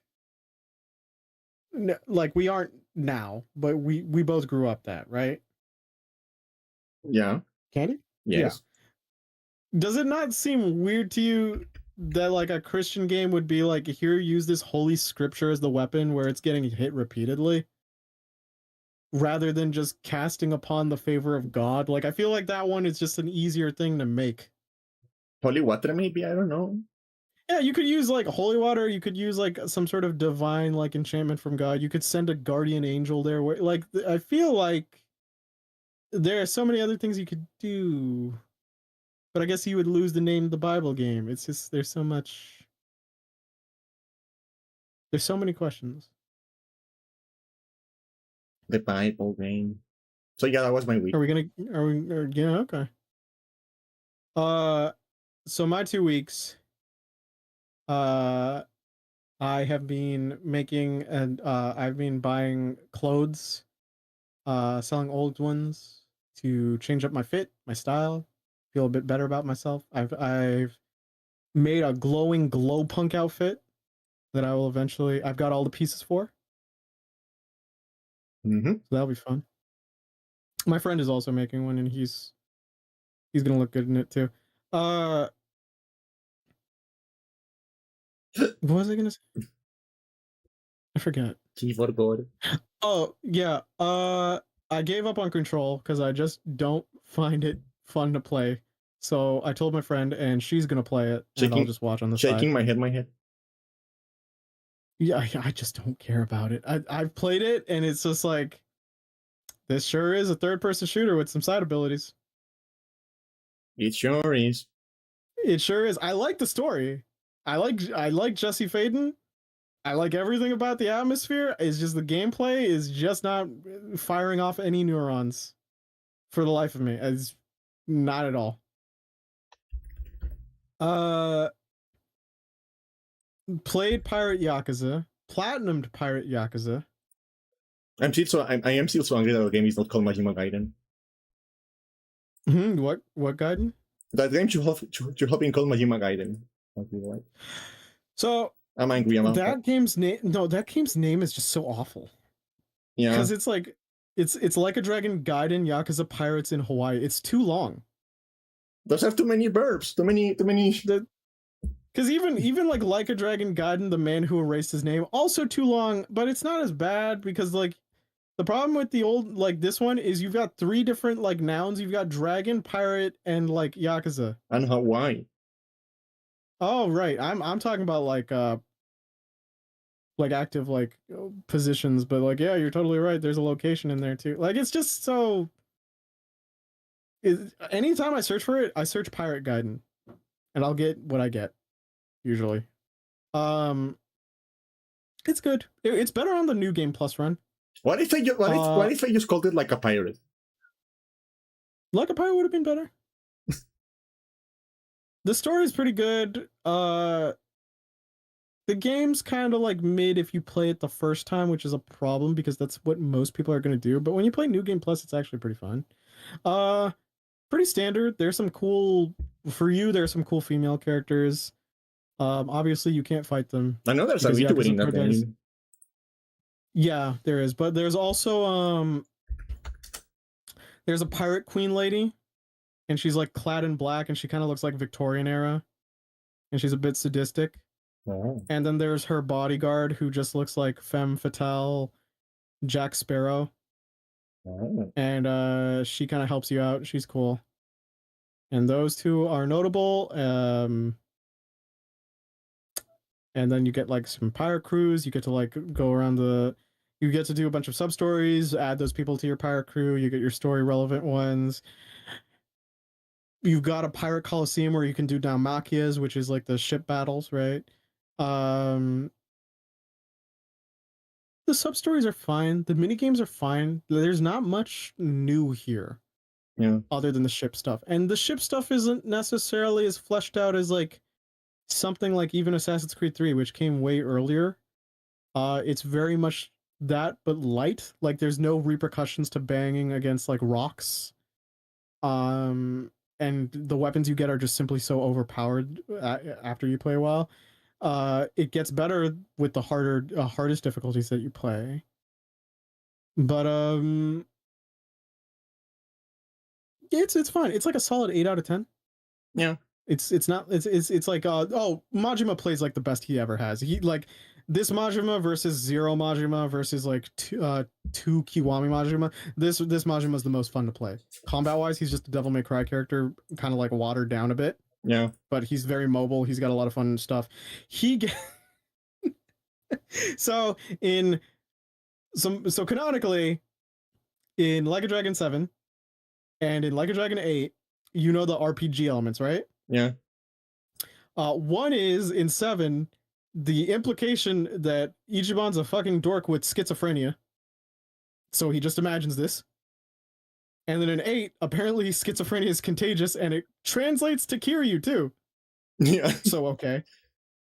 But with Majima, it is literally Majima might just have superpowers for reals though. Because he's built different. Because in his combat, he summons doppelganger. So he has 2 styles. He has Sea Dog and he has Mad Dog. And I'll get to Sea Dog a little later. That's obviously the pirate one. You get 2 like cutlasses and a swashbuckler pistol. It's pretty fun. Mad Dog, you get like a burst thing that gives you your doppelgangers that Majima is known for. So they are canonically real. And you get a heat move. And that heat move has all the doppelgangers individually hitting the guy, and the guy takes the damage while Majima is standing in the back. So Majima can shadow clone. It's not debatable. Like, these people feel it. They're like getting attacked by an enemy stand. It's terrifying for them. Yeah. And then if you use Sea Dog style, you have to do a pirate sub-story line, you know, like the side business sort of situation. Yeah. This one's adventuring and finding treasures. And Sea Dog gets 4 different burst types. And they're all based off of instruments you find in a chest, and each instrument summons a dark animal god. You get jellyfish. Jellyfish. They're all like, you know, maritime related or like, you know, island related. You get jellyfish, you get shark, right? Those are your crowd controls. Okay? Well, a lot of them are just crowd control. You get parrot, which just makes cyclones. Oh, right. Sorry. You get an ocarina that's so, like, because Majima has to play the instrument when he does it too. You get an ocarina, it summons like the jellyfish. You get a violin. I believe that is what summons the sharks. Baby shark. You get a saxophone because the dark god inhabited a saxophone for some reason, and it summons a giant parrot that makes cyclones. And then my personal favorite is this ancient treasure that a dark god has inhabited is an electric guitar, to which a giant fucking monkey just comes and beats the god to death. like it is just a monkey. It is a silhouette of a monkey, and the monkey is like 10 feet tall, and it just walks around like a monkey. And it's just Thor smashing whatever enemies you have. So it's really funny if like you're facing a boss with the usual Yakuza tough guy, like you know the gruff voice where they're not really yelling. They're Yeah. just like they're trying to do a piss measuring contest. It's like, I guess this is how it goes. Huh, Majima? Yes, so. And then the fight goes is like Shut up, return to monkey. it just kills the guy. It's really dumb. It's so great. Not many celebrity appearances by comparison. Yeah. I think one of your crewmates is a celebrity because no, he is because he's like played by the actor, and you get a side thing which is a romance thing. So essentially, Majima's romance line is there are these types of girls that are supposed to be elegant. There are 6 of them, I think, or 5 of them, and you go through each of their quest line. They each have like a distinct personality. One's like kind of like a tomboy otaku nerd. The other's like a video game streamer. The other is I like the a fact that cosplayer. I like the fact that the guy who plays Nikishi also plays the cat. The cat. Yeah, he plays Goro. The guy who plays Nichiki also plays Goro. Oh yeah. Goro the tiger. So the funny thing is Goro, because like, oh I can get with that later. I'll just go with it. So what was I saying before that? The girls. Oh yeah, the girls. Then there's one there. Yeah, there's one that's a cosplayer. Then there's I'm trying to remember their quest lines. God damn it. There's one. I kind of want to say about Phil last because it's so stupid. Like wait, tomboy who likes racing, cosplayer, video game streamer. There were 5. Why is the 4th girl so unmemorable to me? Oh, there's one that likes traveling. I think she's an idol. she loves traveling. You take her to the base island. She's like, oh, it's so pretty, even though there's not much to do here. It's like you really feel one with nature. And then some evil pirate guys are trying to hit on her, and then you do a team fight. Like all of these quests end up with the girl fighting with you, and she pulls out a sniper rifle. I was just fighting, and I turned around. I was like, aren't you an idol? Because like at the end of it, you can recruit them for your crew. And then the 5th one is a businesswoman who's trying to be elegant, but then you find her in the red light district, and she's looking at a BDS outfit, going like, and then you talk to her, and her whole storyline is like, I just want to be horny, and not be ashamed about it. And Majima's like, all right, that's cool. You can do that if you want. So like my friend Signal, do you want to just so you have to set up like a meet and greet, not a meet and greet, a mixer for your friend, and then a bunch of these real-time cutscenes that kind of overstay their welcome a bit, have all the girls who are based off of actual actors, and your one crewmate who's based off of actor doing these comedy scenes of how he fails at this date. And at the end, he apologized to all of them, and they're all like, "It's okay. We found out what type of guy we really like." And then they look at Majima, and Majima's is, he's dense anime protagonist, but like, come on, let's be real. Majima's like Zack Fair from Final Fantasy. He's the free slot on everyone's bingo. Like no one's that against men that they look at Majima. They're like, yeah, at least once. But like, I don't know a single straight woman or a single gay man who doesn't like Majima. Yeah. And Zack Fair is kind of like in the same vein in my head. Well, no, most of the people. I'm sorry. This is another side tangent. So one of my closest friends, well, not closest, one of my very close friends, is a butch lesbian. Yeah. You refuse to introduce them. I know. Me and them don't have much in terms of overlap for women. We have different types. They also like other butches. Obviously, I'm a straight guy. Whatever. That's very rare. Butch for butch is very rare, actually. Yeah, I know, right? But the funny part was we'll tease each other, and they love Final Fantasy VII, extremely. Like it is one of their hyperfixations. And sometimes we tease each other, and once they went, it's like, what if I tried stealing your girl? I'm like, I never got to worry about that. You and me, the straight man, and you, the lesbian, only have overlap when it comes to men. Because like on the bingo card, it's like, yeah, no, it's only guys. It's like women were like, nah, not my type. And it's like, oh, but it's my type. Meanwhile, with guys like, yeah, we'd both go for Majima or Zach. Yeah, that's about right. I have like, but yeah, anyway. I have like a weird brain goblins where like there are words that I cannot pronounce correctly. Not because the sound or like the difficulty like making the mouth, but because my brain just decided like that word is different now. Okay. So for example, it's very hard for me to like say pumpkin because I want to say plumpkin. Plumpkin sounds Um, kind of dirty. I want to say chimkin. Oh, Chimkin is funny though. Yeah, and like in my mind, his name is not Majima, it's Majimbo. Manjimbo, yeah. Well, it's like Kojumbo. Majimbo. so like I have to like make an effort to call him Majima because because if I just start speaking, I'm going to say Majimbo. So yeah, after you finish that quest line, they all join your crew. They're very good units. The other thing is like you have a little kid following you around called Noah, and of Ew. all the, no, he's actually kind of cool. He's like fine. The reason why is because Yakuza has different or rather RGG has different instances where you have the child companion character. You have Haruka, you have in the Kaito files you have the teenage kid, I forget his name, and in this game you have Noah. And if I had to rank them, I would kind of put Haruka in the lowest in her introduction. In Kiwami in 1 she's kind of boring.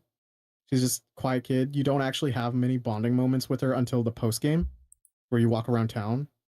And then she kind of gets a little interesting in 5, in 3 and 5. 3 family dynamic, 5 because you actually have to play her, so you have to actually try making her a little interesting. And in 5, the interesting aspect of her is I don't have any friends outside the orphanage. Oh god. Like it's just an existential thing where she's like, huh, I don't have friends. You're just like, damn, Haruka. I guess that's what happens when you're raised by a Yakuza. Or ex-Yakuza. Yeah. But like in Kaito Files, there's the kid who claims to be your biological son. And there's like a little back and forth in that, but like your dynamic isn't too fleshed out. In Pirate Gaiden, Noah's not really an annoying kid. He's pretty mature because he has asthma and he understands his limits. So he doesn't do anything reckless. When like the crew goes like, Noah, you should go back to the ship. And he's like, yeah, I'll hold you guys back. Don't worry. Good luck. Like, okay, 1, good. You know. You absolutely know. Mm-hmm. And then 2, because of 7 and 8's like system where you could go around town and then you press triangle at specific locations that give you party dialogue, they did that with Gaiden, and you get that with Noah. And the cool thing about it, they stole that system from the Tales of games. Oh, I didn't know that. But like, the cool thing about it is that you get to see Noah and Majima's dynamic. Like, sure, like in the main story, it's not necessarily stale. They get along well, but Majima isn't dad because Noah's dad is in your crew. The cool thing about it is you're not playing a dad game, you're playing grandpa game. And Majima's the fun grandpa. It is absolutely, because like, you know, with a dad sort of figure in those games, like you have the thing where the kid makes a joke and the dad laughs a bit and he's like, okay, but let's be serious, you can't do that. Meanwhile, like meanwhile Noah's like, oh my god, that guy spits and breathes fire, can he be on our crew? And he's like, I don't know, what would he bring to the table, kiddo? And he's like, well, he'd be like a kaiju shooting fire. And he's like, oh, and Majima's like, ha ha ha, that's my boy. We should totally. He's like, oh, but what if he breathes on us and like he lights us a flame? He's like, we'll figure it out. Like Majima is so willing to placate and entertain this kid because he's so grandpa energy. It's wonderful. I absolutely love it. And it makes their dynamic so much more fun because like a grandpa is different than in an ideal scenario. A grandpa is much more different than a direct parental figure because they're a little more lax, right? They already went through that shit. Yeah, I already raised one. I'm not doing that again. Exactly, and it's also like the kind of fun thing is like, yeah, I'd like to screw over your parents a bit, just make you a bit of a troublemaker. But it's just like Majima is totally willing to go along with it and converse with his total grandson of just like any random thought that occurs to him. And it's a very lovely dynamic that I don't think gets to be done as much, and it really makes it It really does a lot for Majima in him. He has amnesia in this game, and like you get to see some interesting He ideas that forgot. kind of go there. He forgot, but like he does have the reminiscence of like some of his Yakuza memories, and he legit just goes like, "I don't think I was a good guy." And like some of his Yakuza family from the previous games are on the ship. Is like, yeah, you had moments where you were good, but then you had moments where you You were did kind some of shit. awful. Like, yeah, like there was that one time where you just wanted tuna, so you told us to just go tuna fishing, and there was a storm out, and we all thought we'd die, and we didn't come back with tuna, and then you were just fishing down the road, and you caught a tuna. And I was like, "Oh, I did that shit. Was the tuna good?" Like that's his only concern post amnesia. Like he's like, "Was it good?" Like, uh, yeah, it was great, boss. I live in constant jealousy of that one VTuber who is on like the Yakuza 8 and like. Oh, she voices the actual VTuber character as well, right? Oh wait, you don't know? Well, Duncan, like the girl on the bar, the girl with the like blue top on the bar. Oh no, you mean Kay? Yeah, I know Kay was also an influencer too because No, she's she's a so VTuber, but like I mean, she's yeah half no and half. She also does like IRL streams. no yeah oh really no because I saw her from IRL once because my friend is a big simp for her, but like yeah Yeah. I know about Kay. Kay is also in Pirate Guidance. She's like her whole system is like she makes you do this you go around Hawaii and just wave at people and there's like a happiness bar and if it goes like full then you get some rewards because you have a bunch of these people who might give you gifts because they're your friends on a social network thing and then if you get like in Pirate Gaiden, if you get like 30 friends, sorry, if you get 100 friends, which is just you waved at them once, you get Andre Richardson into your crew, like the Mm-hmm. bartender at Revolve. If you get 30 buddies, which is when you max out their meters, K comes into your crew. And they're both pretty good units. I believe they're at level 30 and 40. And they're useful. So yeah. Yeah, no, Uh no, I live in constant jealousy of her because like I don't know, she's rad. like her streams are like okay, so for some reason, her friend group is like a lot of like JIB and like Grabber idols, and they keep showing up, and like there's a few of them that just keep showing up on her streams, and what happens in the stream is that they just like get drunk and start kissing each other. Oh my god. And Okay. it's like that's the life I want. I wish that was me. That's like the life. yeah, no. She's doing that and getting money by doing that. I don't know. She's also getting money by being flirted on by like well no, she isn't getting flirted on. She gets to flirt to Majima, and I believe she does she flirt with Ichiban? No, because Ichiban has a side dating game. I don't like to imagine Ichiban having sex. I feel like I don't know. No, he's adorable with Psycho though. He feels like a guy who shouldn't know what sex is to me. You say that his origin story was he grew up in a soap land. His literal mother figures were prostitutes. He's well aware of what's going on. No, I guess. But I get what you mean, where it's just like this character is so like wholesome that you kind of can't imagine them going like the carnal to physical thoughts. Go eat more perfectly rendered bread, dude. Stop thinking about sex. But well, he's with Psycho now. Maybe they'll have a kid. That'd be nice for And him. that kid is the protagonist of Yakuza 20. I'd get upset if that actually happened. No, the kid would have to be like 4 or 5. But yeah, no, what else is there? It's just like you also get Raymond Law, who's Samoan Joe. I don't know who that is. Wrestler, I believe, if I remember correctly. Okay. Yeah. He's not just your big guy. He's Machiavellian. SpongeBob big bite pencil candy. SpongeBob big bite pencil candy. And yeah, no, he is a wrestler. Why was I forgetting? Could be just because it's late. But like yeah. And yeah, no, the music is okay. There are two really good themes. There's one against like I guess spoilers for those who care. Seijima, and then there's I believe Raymond's theme as well that are just like hard bangers. Goro is your mini tiger, and the recurring joke is everyone goes like, "Why is that tiger around?" And Noah's like, "He's a cat," and everyone's just like, yeah, Tiger's a cat. Where did you find him? He's like, he washed up on shore. That's where cats come from, right? No, it's a fucking tiger. Meanwhile, like Seijima shows off his tiger tattoo, and then Goro gets upset and then slashes Seijima's back. He's like, oh, I guess he hates his own race. And like Goro's cute. Goro. And apparently he's voiced by the guy who voices Ichigo and Nishiki. Yeah. Oh, yeah. I don't know why Japanese games. I don't know why Japanese games do that. Why Japanese games always, instead of just using animal noises, they hire a guy to make animal noises when they have. It's so fun. Like, I think I kind of like it. Like Koromaru in Persona 3 is like a guy making dog noises. Yeah, no, I absolutely I love it because it's funnier to me in my head.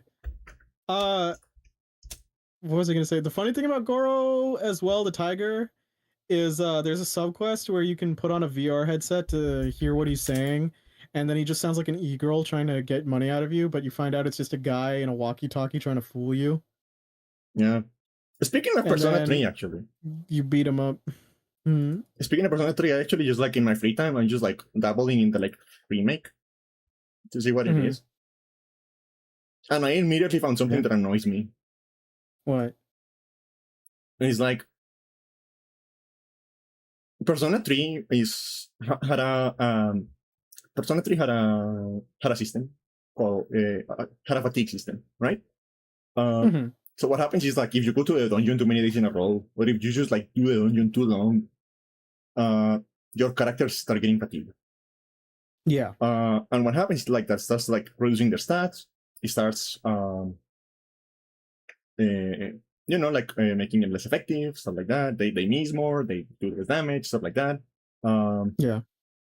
And fatigue like sticks around, and all you have to do to like remove the fatigue and like make it go down is you have to like go to bed early, or like so you have to spend a couple of days like recovering from that, because otherwise you're not going to be in like top condition or anything like that.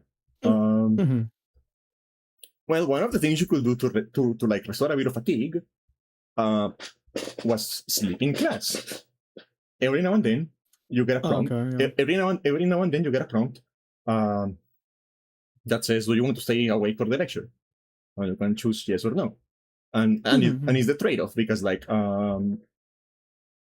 because if you say yes and you say you want to stay awake for the lecture, you get like an increase in your like academics stat. And sometimes the things that they do in the lecture is also going to be on the test. So you may lose some of the things that are in the test, because like on Persona games you have to take midterms and shit like that. But if you say no and you are fatigued, you like recover a little bit without having to waste an entire day, right? That you could use to like get a job or like increase your like social links or whatever. Well, in Persona 3 Reload, you still get the prompts to like sleep on the class. But like the fatigue system is gone. Oh, then that kind of defeats like some of the. So like the correct option is always to stay awake. You don't get anything for sleeping. So why are like? Yeah, no. And that feels like, okay, like what else in this game was like done like that? Because it feels like they didn't like really like think about like all the mechanics and the way they connect. So it's like, is this actually good? Like, I guess it depends on what you would like. Depending on like modern audiences on whether or not they want to like go through that kind of like compromise thing. If you're going to remove the fatigue system, why keep that option? Why keep the option in general? Yeah, no, you're absolutely right on that part. So he's like, why don't it feels like, to me it feels like a little sloppy. Like they don't entirely understand like why things are there when they are. Did you pick the sleep option once to see what it would possibly net? Yeah, it doesn't do anything. Oh, then yeah, no, this is pointless. So he's like, it makes you wonder like what else about the game it didn't like completely think through like that. You know what I mean? Like that does happen with remakes though, where they kind of just look at something mechanically and then they just kind of go like, well, this seems like negative, so why would we keep it, without understanding like why it was put there in the first place, of just being like you have to weigh your options. Yeah, because like, and I'm going to be honest, I don't mind the fatigue system is gone, because it was actually really annoying. Yeah, no. Like the rate at which it built up, the rate at which it built up was like too fast, so it was like punishing you from trying to like It was like designed to punish you for trying to Maximize. do the dungeon in one go. Because Yeah, no, like because the way Persona 3 is structured is like it is like one of those. It is a crawler. It is like a single structure, right? Go up those floors. But every full moon you have a boss fight. Yeah. And when you kill the boss, you unlock like extra floors on the tower. So you can only do like a certain amount of floors at a time, right? But what it feels like, the fatigue system, it feels like it's trying to like punish you for trying to like complete all the batch of floors in one go. Yeah. And that doesn't like, I don't think that makes any sense because like, there is already a system that does that. It's called having MP. Managing your MP. Yeah, you're right. systems that just kind of slow you down in a way, like it's very hard for me to like see them in any sort of light other than like tedious. Yeah. Like I kind of get I get what you're trying to do. You're trying to make me weigh my options and just kind of like really think these decisions through. But if anything, it's just like if the thing is just like, oh, you're just backloading work for later. Yeah. Like it's me. I'm still gonna achieve the thing. It's just like I am now aware you're slowing me down. So yeah. I don't know. It just confirms my. It feels like confirmation of like the feelings I have about the remakes that it just like they're not even like particularly thought out. Some definitely aren't. I will say like, you know what, you did bring up the point where it's like Persona 3 original is a good game. So like when you remake a good game, like where do we go from here? Is it going to be additive to the experience? Or when you like reduce like the negatives, do you know what you're doing and stuff like that? Yeah. Or how lazy might you be when you're actually remaking the good games versus like remaking a bad game where you know you have to put effort to actually make this thing workable. Like the only thing you have on hand is knowing that maybe the premise is the best thing going for it. Yeah. And so you're kind of starting up from a framework that's much more bare, and you aren't forced to adhere to. I will say though, like one thing that like revisiting Persona 3, I am not hoping. I wish. I have like a wish deep in my heart that there is just like a fucking animal that is a party member again in Persona 6. I feel like it, yeah. Because Koromaru is like the best guy. Koromaru is the best character in Persona 3. Listen, me as a dog lover, I love him. Look at him. Koromaru is like the best character in Persona 3. Like I love that more. Like I want to know. And I'm not talking about like a Morgana where it is like a weird like. No. I'm talking about just like Koromaru is just a fucking dog. I love Koromaru. He's a little angel. I love his little headphone looking collar. I love his little shirt, his wings. He's a good boy. Yeah. Yeah, like I actually like, you know how like in this kind of RPGs, I always play like with all the female characters in my party. Oh yeah. I always play, like I know people who do that and then they don't really count animals. Like it doesn't matter. No, yeah, Koromaru is the exception. My party right now is the protagonist because you cannot get rid of him. Yeah. Yukari, Mitsuru, and the dog. You know, I've had situations in RPGs where it's like it's girls' night and the pet, and it's boys' night and the pet. And the dog. Like it happened. Yeah, exactly. Just put the dog, like... the dogs and the cats, they transcend the gender. Yeah, because I think Koromaru is a boy, right? Yeah, I believe so. They never they don't draw like animal genitalia in this art style, so I don't know. Well, yeah, they probably wouldn't. All right, I was gonna wrap up. I mean, the dogs in Super Mario Odyssey have buttholes. That's what I'm saying. Like they have like the little eggs. Yeah, for some reason, Japan and anime, they'll just like they'll put. But what else? So yeah, that was Pirate Gaiden. I'm happy that I platinumed yet another game. I have ordered and received a physical copy of Yakuza Kiwami 3, and then that's gonna be a tangent for a little later. But like, and then I watched Robin Hood with Candy. Yeah, the comedy one from Mel Brooks. It was pretty good. Rewatched It it. was a fun time. Yeah, it's Me and it's a Kenny good were movie. lamenting. We were lamenting is just like, yeah, New Age doesn't really get like those warm tones anymore, and just like how it Yeah, captures films. Everything's a little too clean. Some of the visual noise just kind of adds to it in this very comfy feeling. So it was just nice. It was like kind of just sitting down and like in the living room and watching on your CRT a nice comedy. And it's a very comforting feeling. yeah. You know what isn't a comforting feeling? Sony's killing physical media. Oh yeah. No, before we move on to that, I want to Sony. show you something. Hmm. I want to show you something before we move on to that. Okay, sure. Me being the predictable bitch that I am. Oh no. I've been playing the Persona 3 remake again, Yeah. right? And I originally I did have like the all girls party. But unfortunately, Yeah. I love Aegis. She's very cute. She's very funny. It is right. But she wasn't covering my. She wasn't like working with what I had because like I already had like Aegis is like a physical attacker. Yeah, yeah. She doesn't really have like any elemental coverage. She's like a physical attacker, and I already had that covered with like a couple of personas.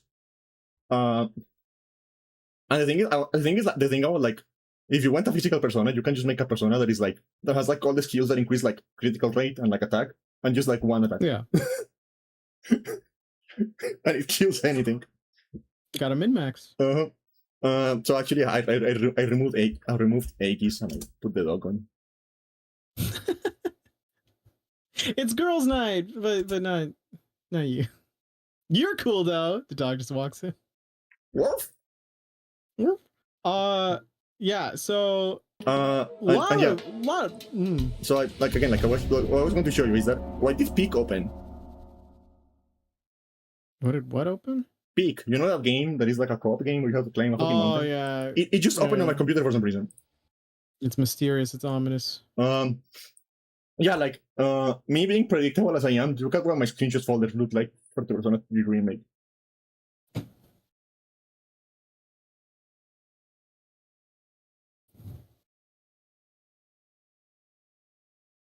Yeah. Okay. It's just the Mitsuru allowed attack over and over again. I mean, to be fair, she is your fave girl. Yeah. She like checks off all your boxes. Yeah. Red haired dumb mommy. Yeah. Who's surprised? But yeah. Okay. So games news in the past 2 weeks, pretty bad, just all around. Yeah. We got our price hikes, we got our layoffs, and then Sony was just like, "Hey, you know what would be great if we just killed physical media for games." Yeah. But the Microsoft thing was so stupid. Like, they announced a game by Ninja Theory in the hopes that it was going to like get someone to like buy them off before they closed them. Like, that's so stupid. It's really like I was giving Asha Sharma a little credit, but like if this is happening under her stable, because like she made 2 decent decisions and now the rest of this is just kind of like still ass. Yeah, it's pretty bad. Like this, like god damn, it's like we've talked about this before. Every studio acquirer just has no idea what they're doing, and then you question what's the point because they never capitalize on acquiring the studio, at least correctly. Yeah. They either over interfere or they just leave them to their own devices and then just question why things are taking them too long. Or they just like straight up buy the studio for the wrong reasons. Yeah. Like when Sony got Bungie, they got Bungie to have Bungie like teach them how to do live services because Bungie was so good at it. They were so good at it. Yeah, they were so good at it. They were so good at it that Activision willingly let them go. Big money lover Activision going, yeah, this big money maker, we're totally gonna let them go. They wouldn't have let them go if they were that good. Like Destiny almost never made any money. Yeah, like I don't get it, but whatever. But okay, so let's run by like not only that. So Sony in particular is just eating the shit today, or rather like in the week. So there's some interesting ones, but I guess we'll go. So for some reason, some small news that I have not seen too many supporting articles just yet. Let me search it right now. Hold on.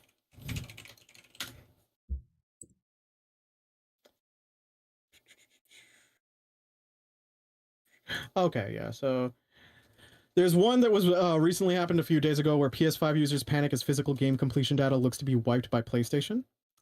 So apparently, like trophies were going missing. So a bunch of users were reporting they can't easily view trophy data or their hours played for physical games on their homepage. Um, if the game has digital content that you've installed, you can still see your game in a list. Um, this okay, and yeah, this article is saying this isn't part of digital's. This isn't part of PlayStation's all digital plan, and okay, it'll go into that. So the trophy thing. Did you hear about the trophy deletion thing? No. Or like the losing thing? So apparently there's just a bug that was going around that was making physical game data on PS5 harder to view on trophies, and then people were accusing Sony of just like deleting physical trophies, which okay, I understand like the heat of the moment, but you have to like I always look at these things and I go like you have to kind of start going into logistics. Who would delete commitments to their ecosystem? Yeah. Like that stuff is the way to hook you in and make someone more committed to you. They wouldn't do that willingly. This is like some sort of bug. Hopefully people get their data back. I checked my trophies because I'm a crazy person. Luckily I didn't lose anything. But it's just like yeah, no, this would not be like an end goal plan. Also, like if they were going to delete the games in 2 years, why would they start just deleting trophy data like now? It's just like it would be all over the place.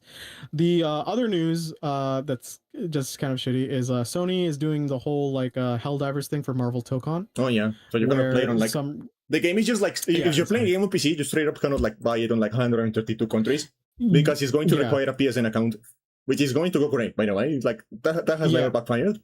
Yeah, PC users love having a secondary account. Now, again, the one of the reasons for that is like it was something that I was like I found out well not found out but I thought of more recently and it was brought up is just like well they use these secondary accounts for like for basically just like monitoring the engagement level and showing their shareholders and like I can totally get that at the same time you're still doing this to an audience who has had a history of hating this Yeah. If Microsoft couldn't like do it and they yeah. own the operating system, you're not going to be able to do it.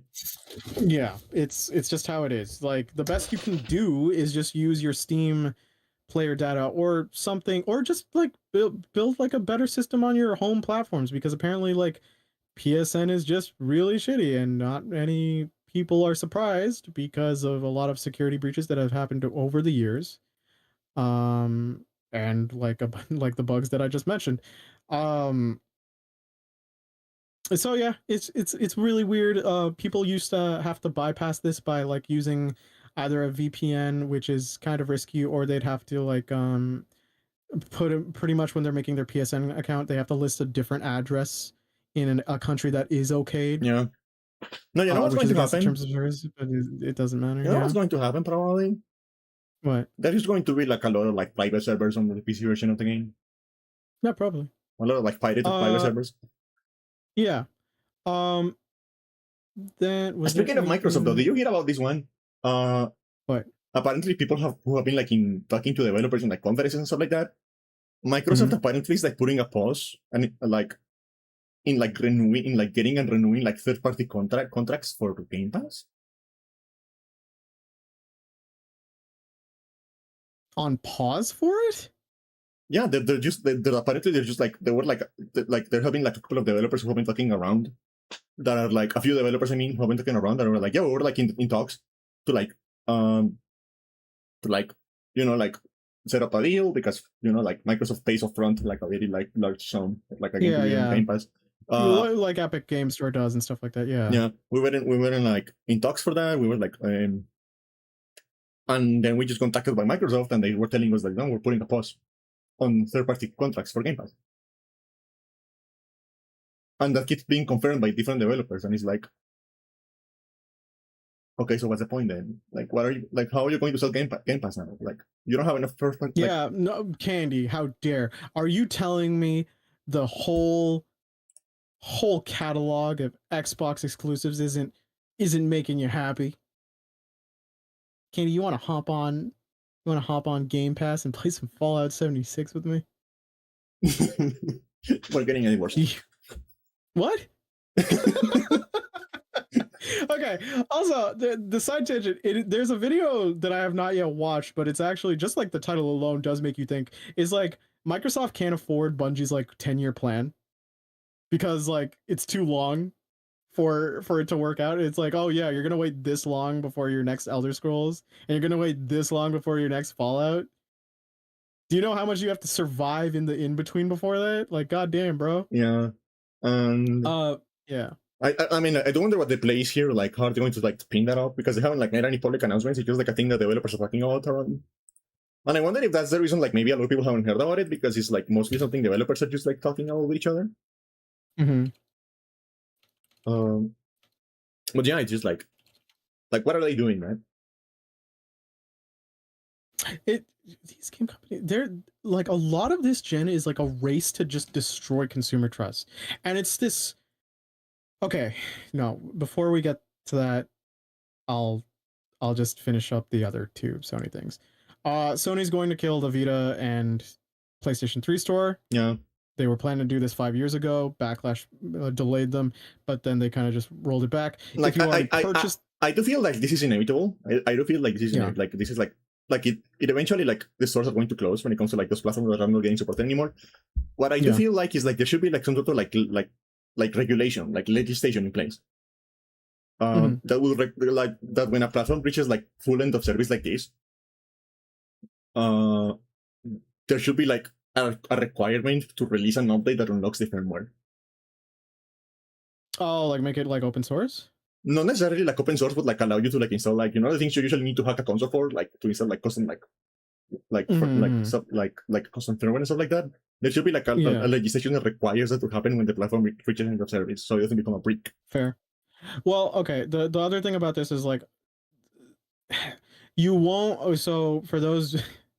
For all 2 people out there who are like, I missed out on buying PS3 and Vita games. Where else will I buy them online digitally on my console? I hate to break it to you, but for those of you who had PS3 games and had Vita games, you'll still be able to download them. The store just, you can't buy new games from the new. You can't buy games from the store. You can only just download the ones you purchased. Yeah. So, okay, there's at least that. All right, and then Sony also removed 300 movies from people's ownerships of their license, which is great. And then the final one that I just mentioned at the very start of this is PlayStation's trying to kill, well, pretty much is going to kill physical games. There are so many people have discussed this, and there are so many obvious points here. The easiest is just like, this is less consumer rights for people. Even if you don't download physical, even if you're a PC person who goes like, I buy digital, those platforms are different. A secondhand market is just ideal. It can also like ripple to we cannot make a comparison between like physical only PC and physical only consoles, because in PC we have GOG. You have key distributors. Yeah. We have key distributors. We have GOG, and we have piracy. Yeah. Very easy piracy. You also have emulation. So there's less consumer rights here. And also physical games can ripple through and just like show like kind of like where people are at and just like what they're actually willing to pay for in full price. Because if a bunch of console players would not pay full price for a new game, they'll buy the used game. And then there has to be an acknowledgement of new releases on, oh, the demographic isn't going to directly give us money if we're charging $90 a game, right? That being said, are like market analysts from those companies going to be looking at used game sites? Probably not. It's just like having a secondary market is just very useful for the consumer. This is bad for archival purposes. Sure, disc rot is a thing, but having some physical media to it is at least nice. Yeah. It's just so that like it eliminates a consumer's ability to resell. So that's the one kind of non-benefit for digital. Say you're finished a game, maybe you didn't care about it that much. Well, in a physical scenario, you could in theory trade it in for store credit for something new, or you could sell it to someone, but that's gone too. Yeah. And this is going to just ripple through. This is going to follow by Xbox. No, Xbox like confirmed this is what this was the plan like 2 years ago. Yeah. But nobody's going to buy that, so nobody cares. Yeah. And then I can slowly see Nintendo doing this because a bunch of those cartridges, like cartridges, are also difficult to manufacture far more than discs, Yeah. and like that. So the obvious logistic reasons are, okay, well, they want to. A bunch of these console makers have gotten some reduction in sales because of their price hikes. This could be like recovering that, but like honestly, they make a lot of money already. No, But like we like, both if know what you, the real reason for this is. We both know what the yeah, real reason for this is, and the real reason for they this. want more foothold. No, the real reason for this is that Sony is pushing the dynamic pricing bullshit. Okay, yeah. So I'll get to that. They want dynamic pricing to be the standard. Sony is pushing for that, and without physical disc, if everything is digital, that means dynamic pricing is the only way anyone is going to buy games on a Sony platform. Yeah, so they want to make that the only standard that you have access to. That's what that is the real reason this is happening. They want dynamic pricing to be like the thing that happens. We'll get to it. Just wait. So yeah, the thing with different mediums, right, is that Sony is eliminating this for both first and third party companies, right? Unlike other mediums, right? Other mediums can have different people producing the discs, right? Much more open market. But now that this is gone, Sony now controls most of the market, which means you can only buy games digitally under Sony's platform. Sony does not do the thing PC games like Steam, PC distributors like Steam does, where they are willing to sell keys to key sites that can like give you discounts on the occasion for like your Humble Bundle, your Fanatical, etc. Right? Yeah. Which creates a more stable market. When you're having a console market, that's the only place to buy. That's why console markets don't do that whole key selling thing. Why would they, right? Mm-hmm. So this goes back to now you can only buy digital, which means obviously you have less ownership of your game because you can get the game delisted. People always argue it's like they wouldn't do that. Like other distributors don't do that. We just saw Sony just like take away 300 movie titles, and like even if you could make the argument that it's different from movies, there are plenty of times in the game industry where an old version of a game is replaced by the new version that might be inferior on a storefront. GTA Trilogy is a very good example. Yeah. Of just like this really terrible new thing, replacing an old thing, and it becomes harder to get. And as Candy has pointed out, this kind of just gives them, well, okay, what I say is like they get more market share. Obviously, they have a bigger foothold. They can control pricing, which is already bad because they've gone to $90, and some of the digital versions of the games that they were selling were more expensive than the physical ones on new release, like new games. The other thing is just like, as Candy said, dynamic pricing. Dynamic pricing, for those of you that didn't know, was that it was found out by some people early on that comparative on some games that they were looking at, that they that a partner of theirs was getting discounts on games because they didn't buy games as much, whereas they, a person who did buy a lot of games, had to pay full price. With the obvious like marketing reasoning being like, oh well, this person buys games, so why would we give them a discount? We know we're going to get their full money. Where the other thing is for the dynamic pricing is like, this person doesn't buy games. Let's try hooking them in so they become like that other person, and then we can squeeze them out of their dollar. And it's very villainous sounding because it is. So now that you don't have physical games, you don't have a competing market, you don't have markets that can at least change the price, you're kind of just beholden to this dynamic pricing thing, and you're going to have to pray for the occasional sale and for it to reach you. And who knows if the dynamic pricing, well, yeah, no, it's very evident that dynamic pricing will also like undercut some of your discounts if you're seen as too committed to a platform. Like dynamic pricing is ugly because it punishes you for being committed to the platform. Yeah.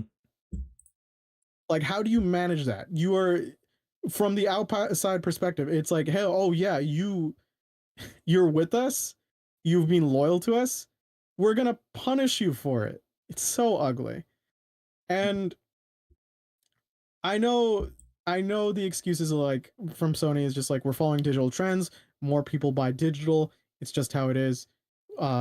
Like physical has been getting diminishing sales each year. That is true. I think they only account for like 15 to 20% of first-hand sales for Sony's like income over a year. And like obviously you can't account for the second-hand sales, right? Because there's so many other things there, and Sony doesn't make money from that. But even then, a good good examples to look at are movies and music usually go on streaming, but they still they still distribute disc. Yeah. Because physical media is just important just on that. And it's just like, it's such a shit show. It's so it's so fucking depressing. It ruined my week when I read it. It ruined Dura's week. It ruined like 3 other friends' week because we knew the more power this like company gets, the shittier they're gonna be. Luckily, the new console is probably gonna be too expensive. No, yeah, people are But shitting on the Steam machine. Like, wait until your PS5, PS6 is like $1,500. and this thing is gonna be in contract. It's gonna be a diskless machine. They've already probably done the R&D for it. They've probably already done contracts with the parts makers for it. Like, I have heard some whispering on the lines that the component bill for the PS6 in this moment is around 900 or so. It's like a little bit over. I think it's already in like like 100 over the 1,000 mark. Even if they took a minor loss at the start, it would still like probably with taxation still be over $1,000. So Yeah. it's just gonna suck. Like there's so much about this, and there's so many points I'm probably forgetting just too. It's just really bad, and like I'm sure like even if you got like a disc add-on for the PS6 Like, to account for the PS5 or PS4 games, and then people joking is like, oh, we could just start burning discs like PS2 games. It's like a lot of these are license tied to online accounts. You're probably not going to be able to do that. yeah. It's just they're really trying to just reduce your rights as a consumer. And you go on with your point, Candy, because I gotta formulate more. No, yeah, like I was going to say, is like there has been like this sentiment going around, a lot of like investor and like analyst, which I don't respect any of those kind of people, but like, you know what they say stuff sometimes. Yeah. They have been like this sentiment going around investor and analyst circles being like the way things are going, like like the next generation, the 10th generation is probably going to be the last time we get like a traditional console generation. And I think I was like, originally, like I thought they were wrong. It is looking a little more right now. It's looking a little more right, but not because it's like an inevitable like conclusion of the market, but because nobody knows what the fuck they're doing. Yeah, it's very evident that they don't. It's because like they're making a lot of anti-consumer choices, or just like stuff that like we've criticized them for before, and we joke about an industry that never learns anything, tee.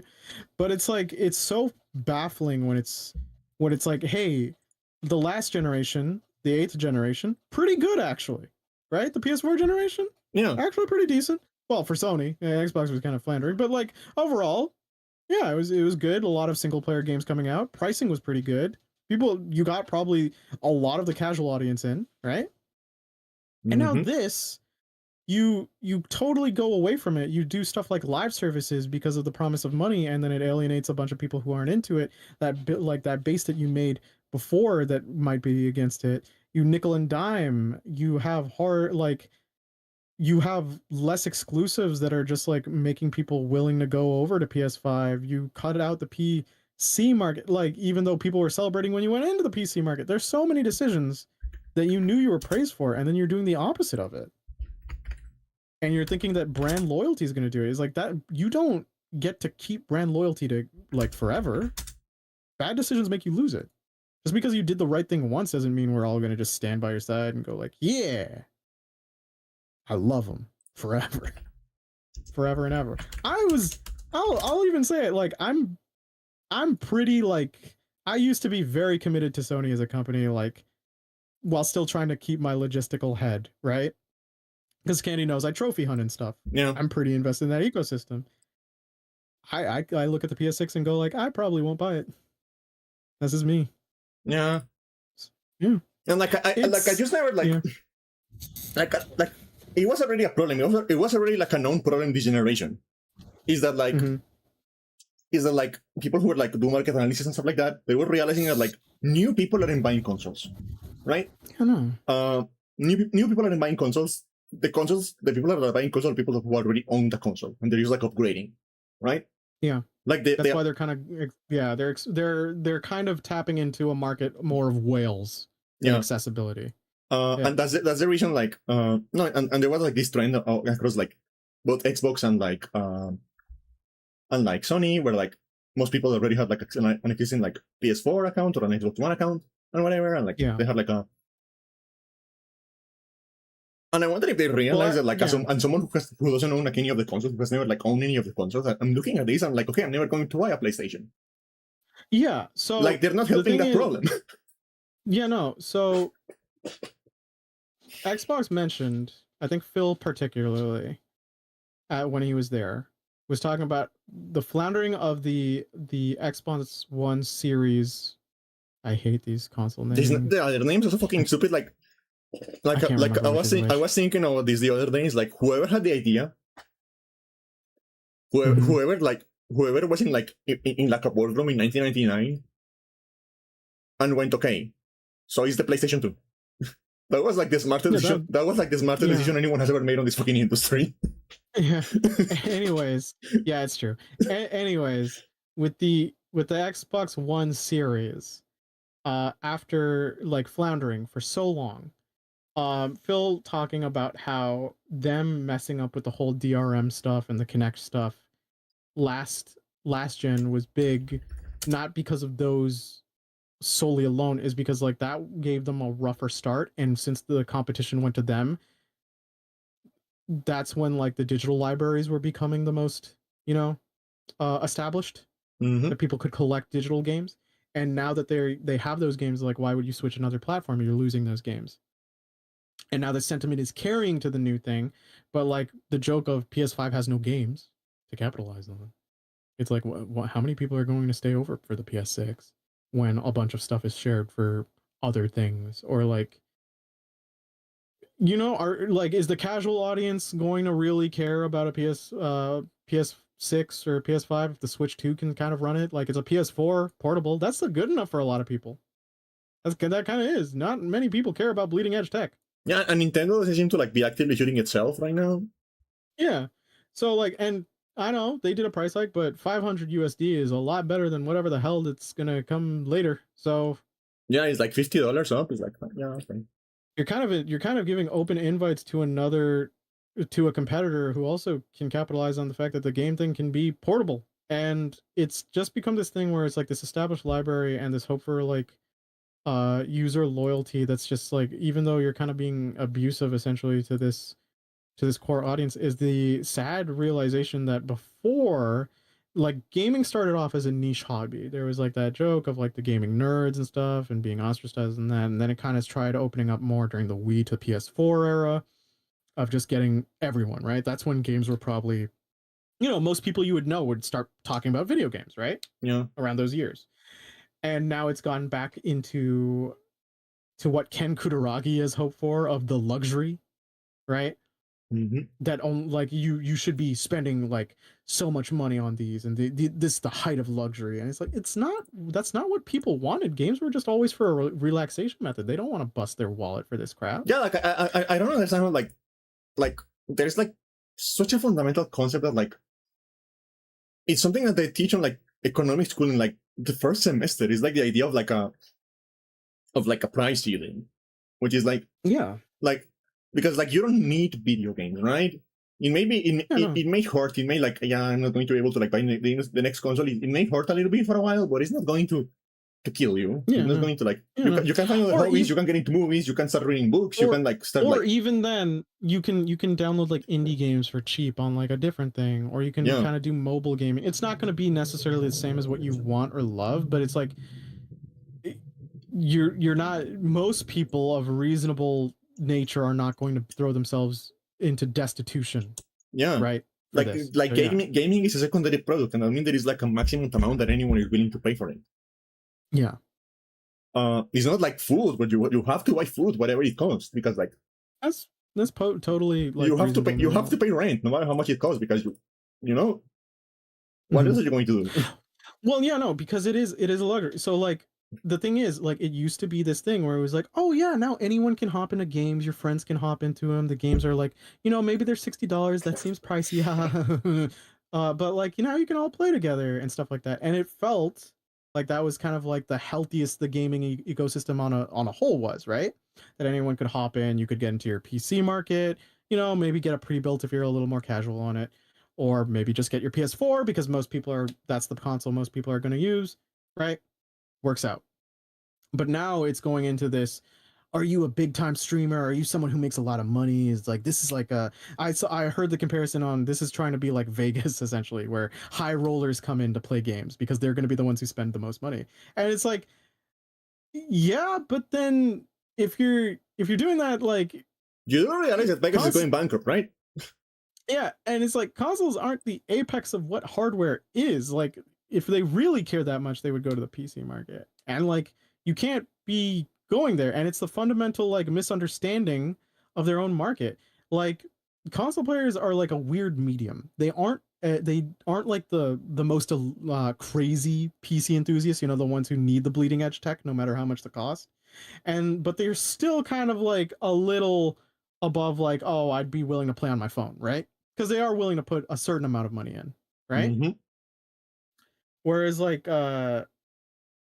whereas just like not understanding your market and it's just like you're gonna overprice and then they're gonna have to move somewhere else and they're going like, you know, maybe it might be the Switch, maybe it might be, well, pre-built PCs are still probably going to be expensive because of components, but like maybe they'll just rely on their PC that they already have or their laptop they already have that can start actually that nowadays can run at least indie games and you can tank the hit for a while You know what the PC because the market. has? Hmm? You know what the PC has What? that consoles don't have and are not going to have? Multiple digital platforms that you can No, buy at okay, competitive okay, prices. okay. New GPUs are too expensive. Yeah. Just look on Facebook for a used 3080. Yeah, you're fine. Just do that. Yeah. Well, okay. There's that, but there's also I've always talked about this like as a person who grew up with consoles and also does use it. My PC is pretty mid-range. Like I have a 3070 Ti, right? That would still constitute, right? Yeah. Yeah, okay. Um is just like it's the funniest thing like growing up because like the PC audience going like I don't get like okay I think it's the ignorant ones. It's not every PC gamer, right? But it's the ones like I don't get why they don't just switch to like to PC. Why are they going to console? It's like you fundamentally don't understand that these people just want a plug and play machine. They don't want modular. Yeah. Modular is usually good for customization and a lot of performance issue, like performance stuff and tweaking stuff and getting to experience and experiment. But modular markets are intimidating to your layman, right? Like it's modular markets like, you know, hardware on PCs versus a console because a person just wants to plug and play. They don't want to have to troubleshoot a bunch of stuff. They don't want to have to worry about like the game not running with certain drivers and then having to search that crap. They just want to put the disc in, they want to download the thing from the digital store, run it up, they're good, right? Yeah. It's like with phones. There are a bunch of modular phones that can do a lot of cool and crazy stuff, but they're not the most popular phones because a lot of people are just willing to sadly take the pricey like iPhone or just a normal Android and just like use that, right? Mm-hmm. That's just the different type of market that's there. So like it's really shitty. I feel like maybe like the console manufacturers go like, well, it would be harder for them to go to like a pre-made PC because those are probably going to be just as pricey. But it's like again, there are still potential alternatives that people can have, and your best bet as a consumer is obviously don't buy the thing and then let your dollar speak and let the market correct itself accordingly. And I think at some point the market, as awful as capitalism is, the market does have to correct itself because eventually those people aren't going to be able to afford it. They're going to lose a bunch of money. They're going to lose a lot of engagement, Yeah. and you can't you can't sustain your kingdom on just the high rollers. Mm-hmm. You're not a gotcha, right? Like gotcha is different. Gotcha is them doing some artwork, putting it in a game. This is like consoles and stuff is like R&D, constant production, getting licensing rights, etc. There's so much work into this. So betting on Jim over there taking a third job and neglecting his wife and kid so that he can play GTA 6 that'll be enhanced candy on the PS5 Pro is a big ask. Speaking of the PS5 Pro, you want to know something really lame? I'm glad I got this ran out of my system. I'm so sad. You want to know something really lame like related to the What? PS5 Pro? Uh, What? you remember the apparently during the Xbox quote unquote E3 thing they did? Mm-hmm. Uh, all of the footage for the Halo remake was captured on PS5 Pro. That's so sad. Oh, that's so sad. Because it's just better.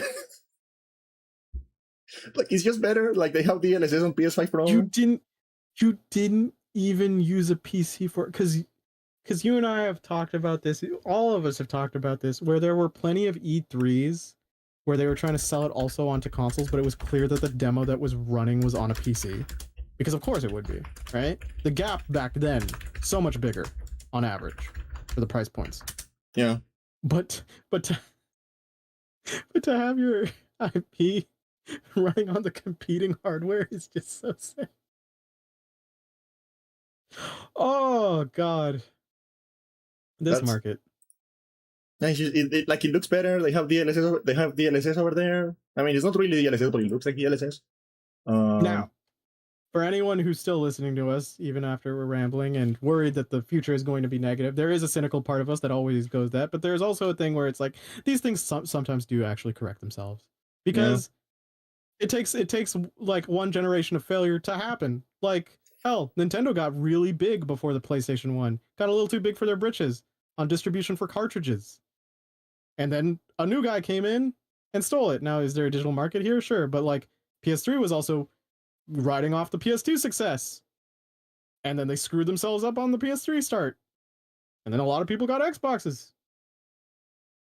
Yeah. It's not to say a new competitor will sweep in, but there are going to be some ways where a bunch of people are going to adjust, adapt, and the market is going to realize the demographic it lost and whether or not the money is worth chasing again, and then having to just take the bullet and realize like, oh, okay, yeah, people don't want to buy new hardware or the bleeding edge when we take away their consumer rights. And also, I don't even think we mentioned this. Tech is kind of at the best it's ever been. Like any notable improvements are probably going to take a decade. And even then, they might not even be improvements that people care about. Yeah. Especially for gaming. So like, yeah. Yeah, and like before any like big improvement happen, like the AI bubble needs to pop so we can start focusing on like other stuff now. But even then, like I have a hard time figuring, because we've already done the law of diminishing because everyone on, like, is like polygons. But like right now, everyone is betting this thing called like neural rendering, which is basically just like having the AI make the graphics. We need that to pop for people to realize like, oh, this is not going to work, and then GPUs are going to start actually doing stuff again. Yeah, but it's just like, you know, whenever people go like, oh yeah, and then like the tech will get even better, but like my brain goes like, okay, well we've already gotten to the point of like, I don't want us to like re-emphasize it's like, oh yeah, the diminishing returns on that, but it's like there's also just like the lighting techniques and obvious stuff, but it's like past that, it's like the only thing my brain goes is like, maybe it's just because I'm not in the market as not in like the tech know-how as much, but it's like the things that I would see that would improve so much more noticeably, right, and in affordability and performance, probably the VR stuff. Yeah, that's the stuff in my head that would get the major like exponential boon in performance versus like PC stuff. Like it's very hard for me to think of like architecture stuff that doesn't just translate to, oh, you get some better processing and power. Yeah, that's it. Yeah. And there's also like another problem, which is like the level of like production quality and scale and stuff like that games are at this point. We're at a point where like it's not even like about technology, it's like economically and humanly not possible to go much further. Okay, so remember during the PS3 days, so the 7th gen, when devs were complaining about hardware not being powerful enough for their games. Yeah. Right? That they wanted more. And then we started hitting the PS4 thing, they were still complaining, wanting more. But then like that kind of started watering down later. And then in the PS5 days, a lot of those devs and maybe some of the publishers were just quiet. And then you found out it wasn't a matter of the hardware not being good enough. These people just didn't know how to optimize the games. Yeah. Because their solution was like, let's just jam more in there. Yeah. Even at the expense of the hardware, like running it properly and stuff. And it's like some of the biggest like evidence is like we're getting a AAA game that's purportedly anywhere from 200 to 300 gigabytes. Yeah. Like this is ridiculous. That's That's 1/3 of the drive. Yeah, and like I also mean like think about how much time and money needs to be spent to make games that look like they look nowadays. Oh yeah, absolutely. Like how much, like realistically, how much further can you even do? Like you cannot spend 20 years making one game. Well, even then they wouldn't want to, because like, you know how they do their sales thing, they want to pump it out fast. There's no way you could put something of quality that fast. And even like either way, it's like, oh, we really made this huge expansive world with this up like high fidelity in 2 years, but we ruined our workers essentially for it. Where I believe like game devs are now like in actual company employment rates are actually lower, not only just because of the layoffs, but also people just don't want to get into the market to work there. Yeah, people don't want to work like. Yeah, that dream is Yeah, dead. yeah, they'd rather go into indie at best. So like, what was I talking about? So yeah, there's that with the workers. And then like the opposite is like, okay, let's work on a game for 20 years. And it's like no one's gonna hold their or like let's go like less hyperbolic. Let's go 5 to 10 years. It's like that's a very hard way to like that's very hard to keep the excitement Yeah. with no updates in between. And you're probably going to get diminishing interest if like someone else capitalizes on it and does the thing So and fills that niche. so I feel like we're at a point where like even if the hardware gets like really like there is like a mind blowing like jump in like memory capacity and like processing power. It's just like okay, cool, but like there is just not enough time or money to actually take advantage of that. It's not viable. So like I think It's not viable. I think we're at the point where like games are kind of capped at what they are. Like we're not going to get a lot of like big returns in like next generation or after that. And I feel like it's going to be what's going to need to happen is like the industry is going to have to like realign itself around like smaller strike teams making like smaller games faster. Yeah. You and I have the sentiment where AA is the sweet spot. Yeah. Because you get a little bit of the best of both worlds where you're not going so crazy on being so generic and worrying about bleeding edge being the selling point. Because let's be real, if bleeding edge is your selling point rather than the game itself, that's worrisome. Yeah. Because any one of your competitors could tell me about bleeding edge, but if the rest of it isn't great, you've just given me the world's shiniest turd. That's all it is. AA affords the thing indies can do. It can be weird, and it can afford more than what indies get. It can be weird and have some money behind it, you know, and maybe some more veteran programmers and more balance and QA and stuff like that. That's why it's like so good is like the middle ground. But yeah, like I do like to keep optimistic that the market will correct itself, and it's going to be through a crash probably. Yeah. That's just how it is. And I know people will get scared when they hear the word crash. It's like it's gonna affect the AAA scene, but like indies are gonna keep on trucking throughout this march. Yeah.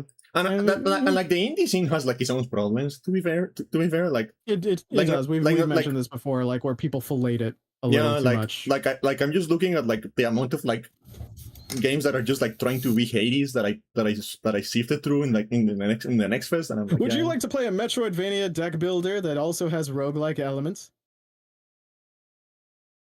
No. Candy, why are you quiet? Why are you signing the divorce papers? Hey, you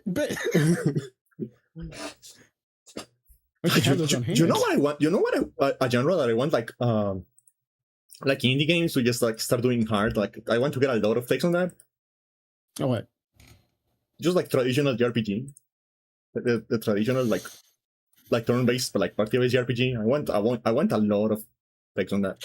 You would think they would have kind of capitalized on it more, where like because like not saying they'd use the same engine, but like I feel like so many indie scene people started off with RPG Maker. Oh yeah. You think like some of that spirit would have carried over to like a project, and just be like, yeah, now that I've got like a little more chops and a little more experience on this, let me actually try this sort of thing with something I can make up on my own and stuff like that. And like even if you're making the systems like like by yourself and like like not using like an off-the-shelf engine or anything like that. JRPGs are still like very economical, relatively speaking, with like the They scale are. they have. Absolutely. Like because like a JRPG is like mostly menus. Like if you actually think about it, like, a JRPG is like mostly menus and reusable animations. yeah, a lot of reusable animations, a lot of reusable assets, and because of like the expectations of because the expectations on the genre, you don't actually need like stuff like high quality cutscenes or stuff like that either because Yeah, no. because in that because in that genre people are used to like most of the dialogue is going to be just like a dialogue box, maybe not even voice acted. And they're kind of like ideal in terms of engagement metrics because they tend to take a little longer. That sort of audience very much does love min-maxing and stuff like that. Yeah, and like another thing is like JRPGs because of like the tradition they have. Like people are going are much more willing to give them a try if they have like the idea of like having like high fidelity graphics is a lot less important. Yeah, no, it is. Like if you look at like the big companies like selling RPGs right now, a lot of them are just like making like are making like cel shaded graphics that look like every PS4 games. I love that cel shaded is making a return like it is. Yeah. Cel shaded is one of my favorite. This is where I'm gonna spare us from looping back on the whole like, oh, we need more style instead of photorealism and stuff like that. But like, yeah, no, it's just like all these talks on like on where the industry is headed and like this crash is going to happen, and then like the indie scene is going to keep on trucking, and of course like because it's oversaturated, there's well, not oversaturated, because it's very voluminous in nature, you are going to get a lot of like things that just stink, but then you're going to get a lot of like innovative stuff that's like interesting on like how they'll approach like a certain kind of thing with a certain art style. There's that cutesy horror game that got a Kickstarter that Dura showed me. I think Mexican developer too. What's his name? Moonlight Pale and stuff like that. And you've got like a bunch of like projects that are going to come out that are going to be interesting. And I think that's the good part because like we've talked about it is like AAA and very high standard games that are trying to sell on those consoles, right? They feel too similar because those are the safest bets for your dollar. Whereas indie is going to give you some variance. So you as a consumer, like sure, you might not get those spectacle games you want, but you'll get a lot of cool, unique, interesting experiences that might not be the same, and that might be great. Some of those AAA games like I've played, and like I try not to be hard on all of them, but some of them can pass through one ear and out the other. Like I was even just talking about Control. It has cool stuff. I just don't like how it plays. Yeah. That's it's fine. It happens. But yeah, the like games will stick around. It's just like AAA scene consoles might go the way of the dinosaurs, but you know what see how that works. You know what I want to see with the market? What? I want to see something I call freak-based design. Basically, what I mean by freak by design is like when you're designing your game, designed by the auteur, or no, when you're thinking about what your game needs to be, what vibes, what balance, what content, you pick a freak, a kind of freak. Yes, yeah, for like the QA portion, and like, just like as the target market in general, you pick one kind of freak. Yeah. And you make decisions to like that freak. And if someone is like, what about people who like this instead of that? You go like play something else. So Japan, I don't think they have it constantly. Some companies do it. They get an American to just yell at Japanese executives when they have bad ideas because apparently like the hierarchical structure has like juniors too afraid to speak up to seniors. But like in American and Western markets, a lot of people do speak up when someone's getting a stupid idea, right? Yeah. So their entire job is when a CEO or like an exec says something really dumb as an idea, they go like, "What are you, fucking stupid?" Yeah. No, but what I mean is like I would take that job. I mean, for example, I'm making an RPG, right? Yeah. And I decide, okay, this is the freak I'm going to choose. I'm going to choose a freak who thinks Morrowind is better than Skyrim. Mm-hmm. That's my target market now. Those are my freaks. Mm-hmm. My goal is to sell that game to those freaks. Mm-hmm. So anyone who comes in like and being like, oh, but like it seems like too like inaccessible or too clunky or like I'm going to tell them don't buy the game. It's not for you. Yeah. My goal is to please those freaks over there. And if they like it, it's a good game. I did a good. I budgeted like I use a conservative budget, so I can afford to do that. Mm-hmm. I want to please those freaks. Because my goal is not to make a game that a million people are going to just kind of like. My goal is to make a game that 100 people are never going to shut up about. Yeah, having that kind of extremity and just like passionate type, it definitely influences the identity of your game and makes it more unique in comparison to its peers, And right? here is the pro tip. Here is the pro tip. The freak Yeah. can be you. The freak can be you Yeah, yourself. It's like you're thinking, okay, I really want this game, but nobody's making it. Make it. Good example. Well, I mean, to be fair, like again, those are like some of the India tours, right? Like Lucas Pope is a good example, right? Yeah.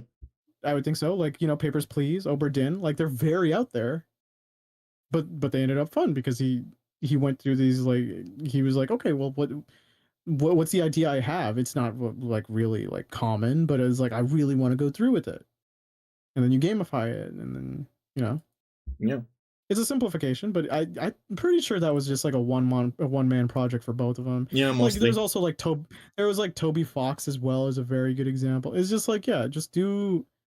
Like it's it's what the indie scene, I will give its flowers for, is like a lot of people will just pursue it not necessarily for the profit margin. You do get your share, right? The people who will pick the most generic genres within the indie scene, but you'll get some people who's like, I just want to make this weird stuff. Yeah, and they do it. Yeah, yeah. What if another thing that like just like what if you just put all of your favorite things on a blender? There's a good chance that it's going to be shit, but there's also like it may like be something really interesting. Yeah, I mean that's kind of like you mentioned him. That's kind of like the way Toby Fox works. Like if you look at look at like Contestel and Deltarune, like they are basically just like rhythm game joined with they are basically just like an endless reference to like the shit he likes. To like Earthbound and like the games he likes and like a Homestuck and like the game and like the comics he likes and like the music he likes. If you're like passionate, it will convey through your work. Yeah, I'm a firm believer of that. If you are truly passionate, even if there are limitations, it will convey in your work in some way or another. Mechanically, if the game kind of is like rough, but like you are very passionate in the story writing, it will come through. Right? If you were passionate in trying to make something interesting on a gameplay level, it might be rough, but people will see the core idea that you were trying to do, and I think they'd like I'd like to think they would respect it. Like, yeah, it will come through. Yeah, and like even if it doesn't really work, even if like people don't like it, if you're passionate and like people can tell that you're actually like trying, and you're nice, they're a little invested in you. They're more willing to give you a second chance. Like, okay, this game didn't work, but like I'm willing to give I'm willing to see what the next one is going to be. Exactly. Not only necessarily chance, but just like a curiosity is piqued on what you might be capable of if given more time. Yeah. If you can tank like that financial hit of just like the first thing kind of failing and just like you evolving and you just evolving and adapting to and learning like new techniques and how to like better create something, like, yeah. Or just like even understanding like, okay, maybe as a person, am I more suited for a director role or a writer role? And then I can partner up with someone who is more mechanically oriented, and then we can kind of get the best of both worlds and make a team like that. Like there are so many things that go about it, but like again, it's the weird it's going to be the weird stuff, even if it's good or bad, that will kind of stay with your head rather than the safe stuff, right? Yeah. Like I know Candy doesn't like Hero Slap. That's fine. She'll like Marvel Rivals because of horny, but that's fine. Yeah, that's the only thing I care about. Like I look at the roster and I'm like, I know like a third of you. Yeah, but like, who the fuck is Namor? And why is he always horny? You know, there's Hero Slap stuff, and like, sure, I love Batman Arkham Origins. I love not Origins, Arkham Asylum, City, even Night. I also like Spider-Man. Are they very samey? Yes, they are, and there are parts of it where I kind of like do forget.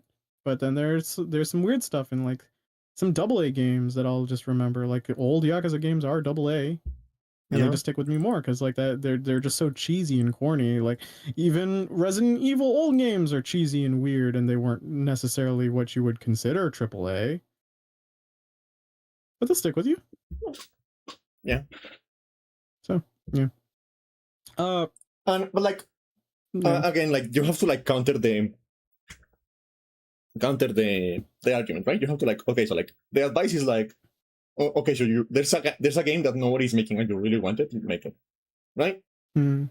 Uh, but here's the other advice. The other counter to that advice: actually, don't make it. Don't make your dream project, the project you want to be known for, the project you want your heart and soul done to, the project you've dreamed since you were a kid. Don't make that the first game you make. Yeah, absolutely not. Make a bunch of like tiny No. shit. Yeah. Like Yeah. brainstorm a bunch of ideas you can make on like 3 or 4 months. If that's the one you can't compromise on it being bad, it is worth waiting it out, trying some other things, maybe with some of the core concepts that you had, like maybe on a mechanical level, Yeah. or maybe on certain writing levels, and see how that tests with an audience, or see how well you are at doing that. And then if you're not good at either of those, or if there's like some sort of like lacking in writing, or if it's gameplay, Or then maybe, write or that you know, down, maybe take your notes, and then improve. maybe you'll discover you fucking hate game development. You just never make it, and that's fine. Or yeah, no, or well, to be fair, like if the project had like a core component that was like good, like you don't have to stay static to the original vision. A lot of visions change, Yeah, but right? like Characters in your head, maybe you or realize gameplay in your head, actually I don't like making video games, or maybe that, or well, I mean, like even then, and that's like fine. You will find something you like. yeah, that and it's just like you can still be part of the thing. You can still like maybe throw the pitch for the thing. You can maybe be like just a general director, like because making games, there's so many roles that go into it, Mm-hmm. right? Maybe you're not the solo dev. That's fine. There aren't that many solo devs that get like their flowers. That's just sadly the how it is. But there are a lot of people who are in teams and they make up for it by like covering each other's weaknesses and also amplifying each other's strengths.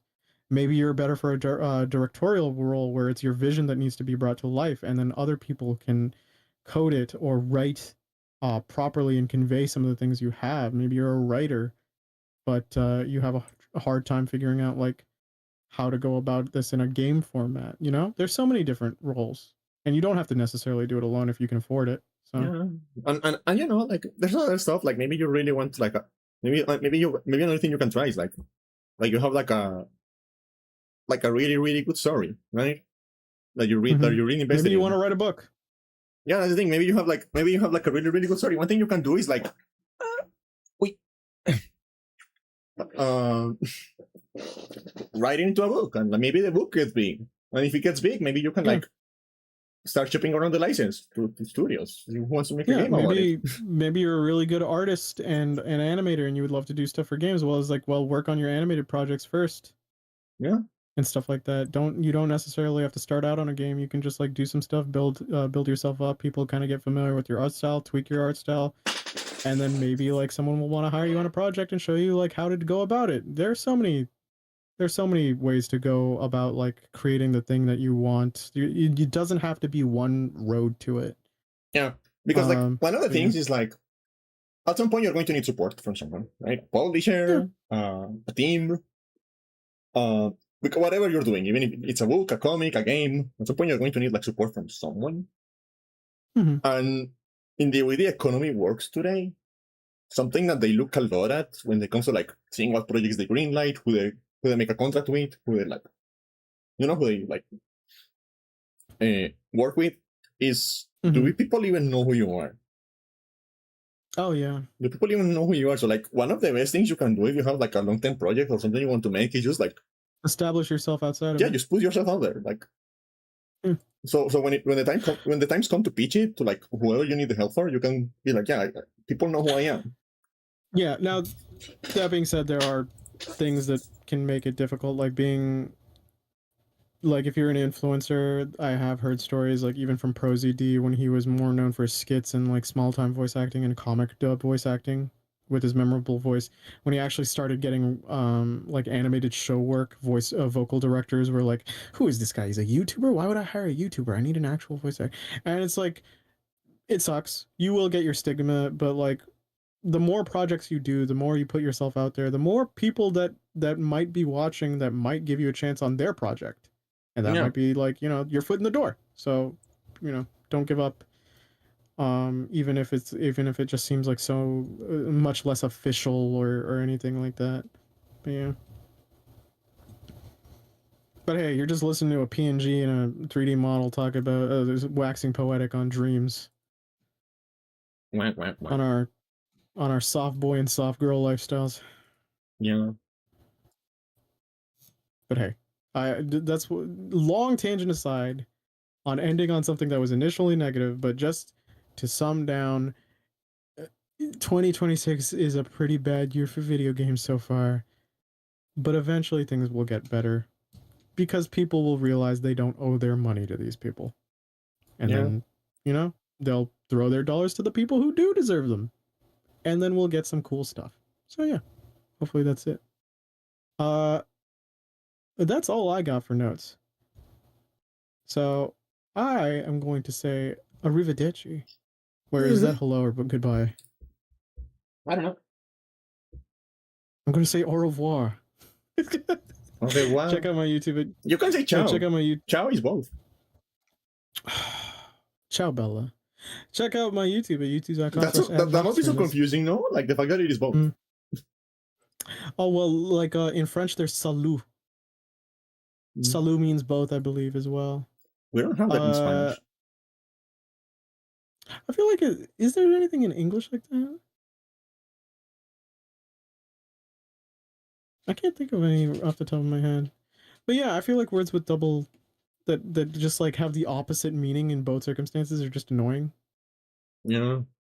But yeah, check out my YouTube at youtube.com/@nocturne. This is youtube.com/@nocturne, or my Twitch. My link is in the title. If you like me, please follow. Please follow Candy on her Twitch and YouTube to see her past broadcast clips and podcasts, and her future ones too. Candy, what will you be streaming? Probably more Fire Emblem and GBA games. Okay. I have a plan to like. I have a plan to like a marathon for like other. This is something I've been wanting to do for a while. I kind of want to play the first 6 Final Fantasy games, so I kind of have like planning on a marathon for that. I'm going to make it fun. Candy, but that's going to be like in the future. I don't like that's not like something that's going to happen within like the next month, within the next. You love undertaking odysseys. You don't like regular adventures. You know that? Yeah. You look at you're like a journey to another land. That'd be neat. But what if I was at sea for 40 years? Wouldn't that be better? And I go like, oh god damn it, you just did this. I found but hey. I found the word. What? It's called a contronym. Oh, that's rad. A contronym is a word with 2 opposite meanings. For example, the word clip can mean attach, as in a paper clip, or cut off, or as in clip the hedges. Yeah, that's true. You see how she was disorganized in her thoughts? Well, check her Blue Sky for more of that. Or join her Discord to see her organized. Well, no. I also post drawings every now and then sometimes. Oh, she does. That's true. Did you see the one I did the other day? No, you didn't send it. No, did you see like the one with the bikini and the... Oh, I didn't... Is it in... Did you... I have to say this shit out loud. Did you put this in the simp channel? No, I posted in like the main. The main? Hold on, I gotta... roll up... It was a few days ago, like last week. God damn it.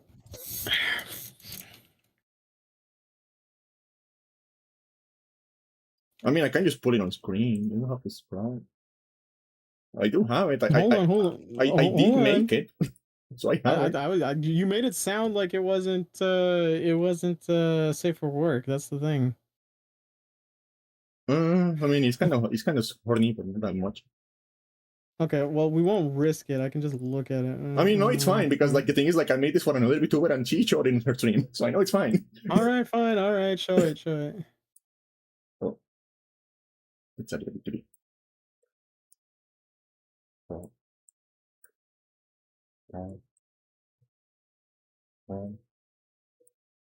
Kenny, your art style's really fucking good. Thank you. If only you cared about men in any capacity, I'd be able to commission you. Yeah, I just realized I have never drawn. Actually, yeah, I drew a man this week, actually. Oh, who? Because one of my friends, who is also a VTuber, got engaged this week. Oh, good for them. So I did a draw of them. That's sweet. Let's see it. My folders are pretty disorganized. Give me a second. Yeah, fun. You can join Candy's Discord to see her like art and other stuff, her thoughts. And my She gifs, throws my a lot of weird polls, gifs. apparently. Yeah, she also throws polls on occasion and then doesn't listen to people when they vote in them. So that's if you want to be a part of like Oh well, do you want to be? like a dictatorship, then yeah, you could totally do that.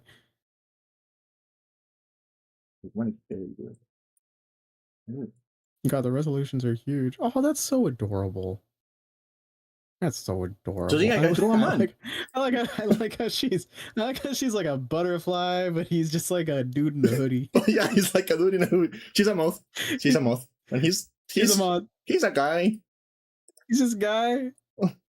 I'm an ancient being that metamorphosized from a cocoon, and here's my boyfriend Greg.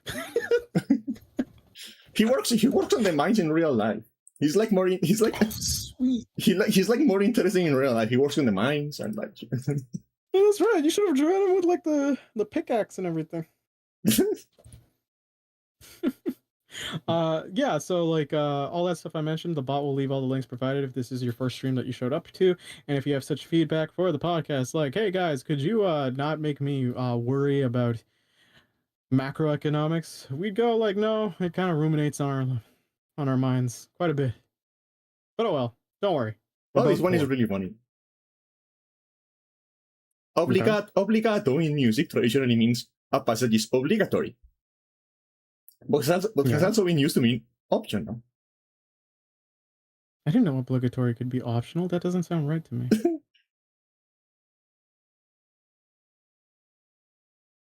Sanction can mean to give approval or to impose a penalty.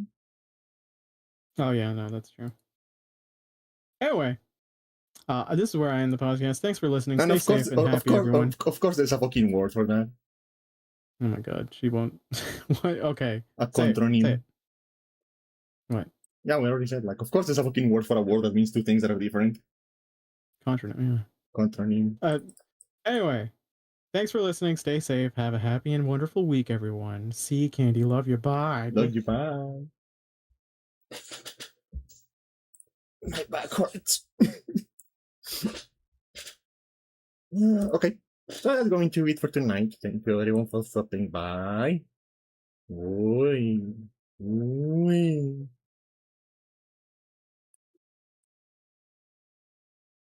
Let's see. Who are we going to harass today?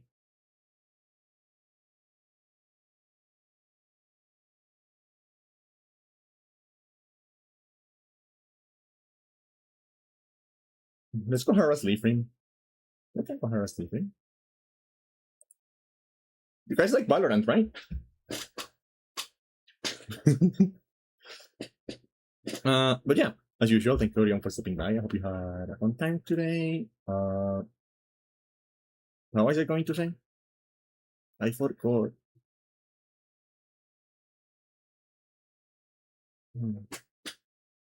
No, yeah, I'm going to try to stream more next week. I know I've been streaming like only a couple of days, like a few weeks, because I've been dealing with stuff. I'm going to try to stream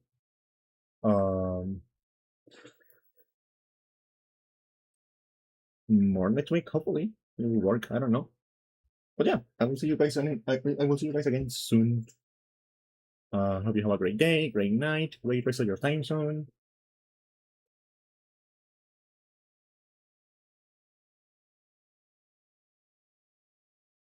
And I'll see you again soon. Bye bye. I don't know why I paused like that.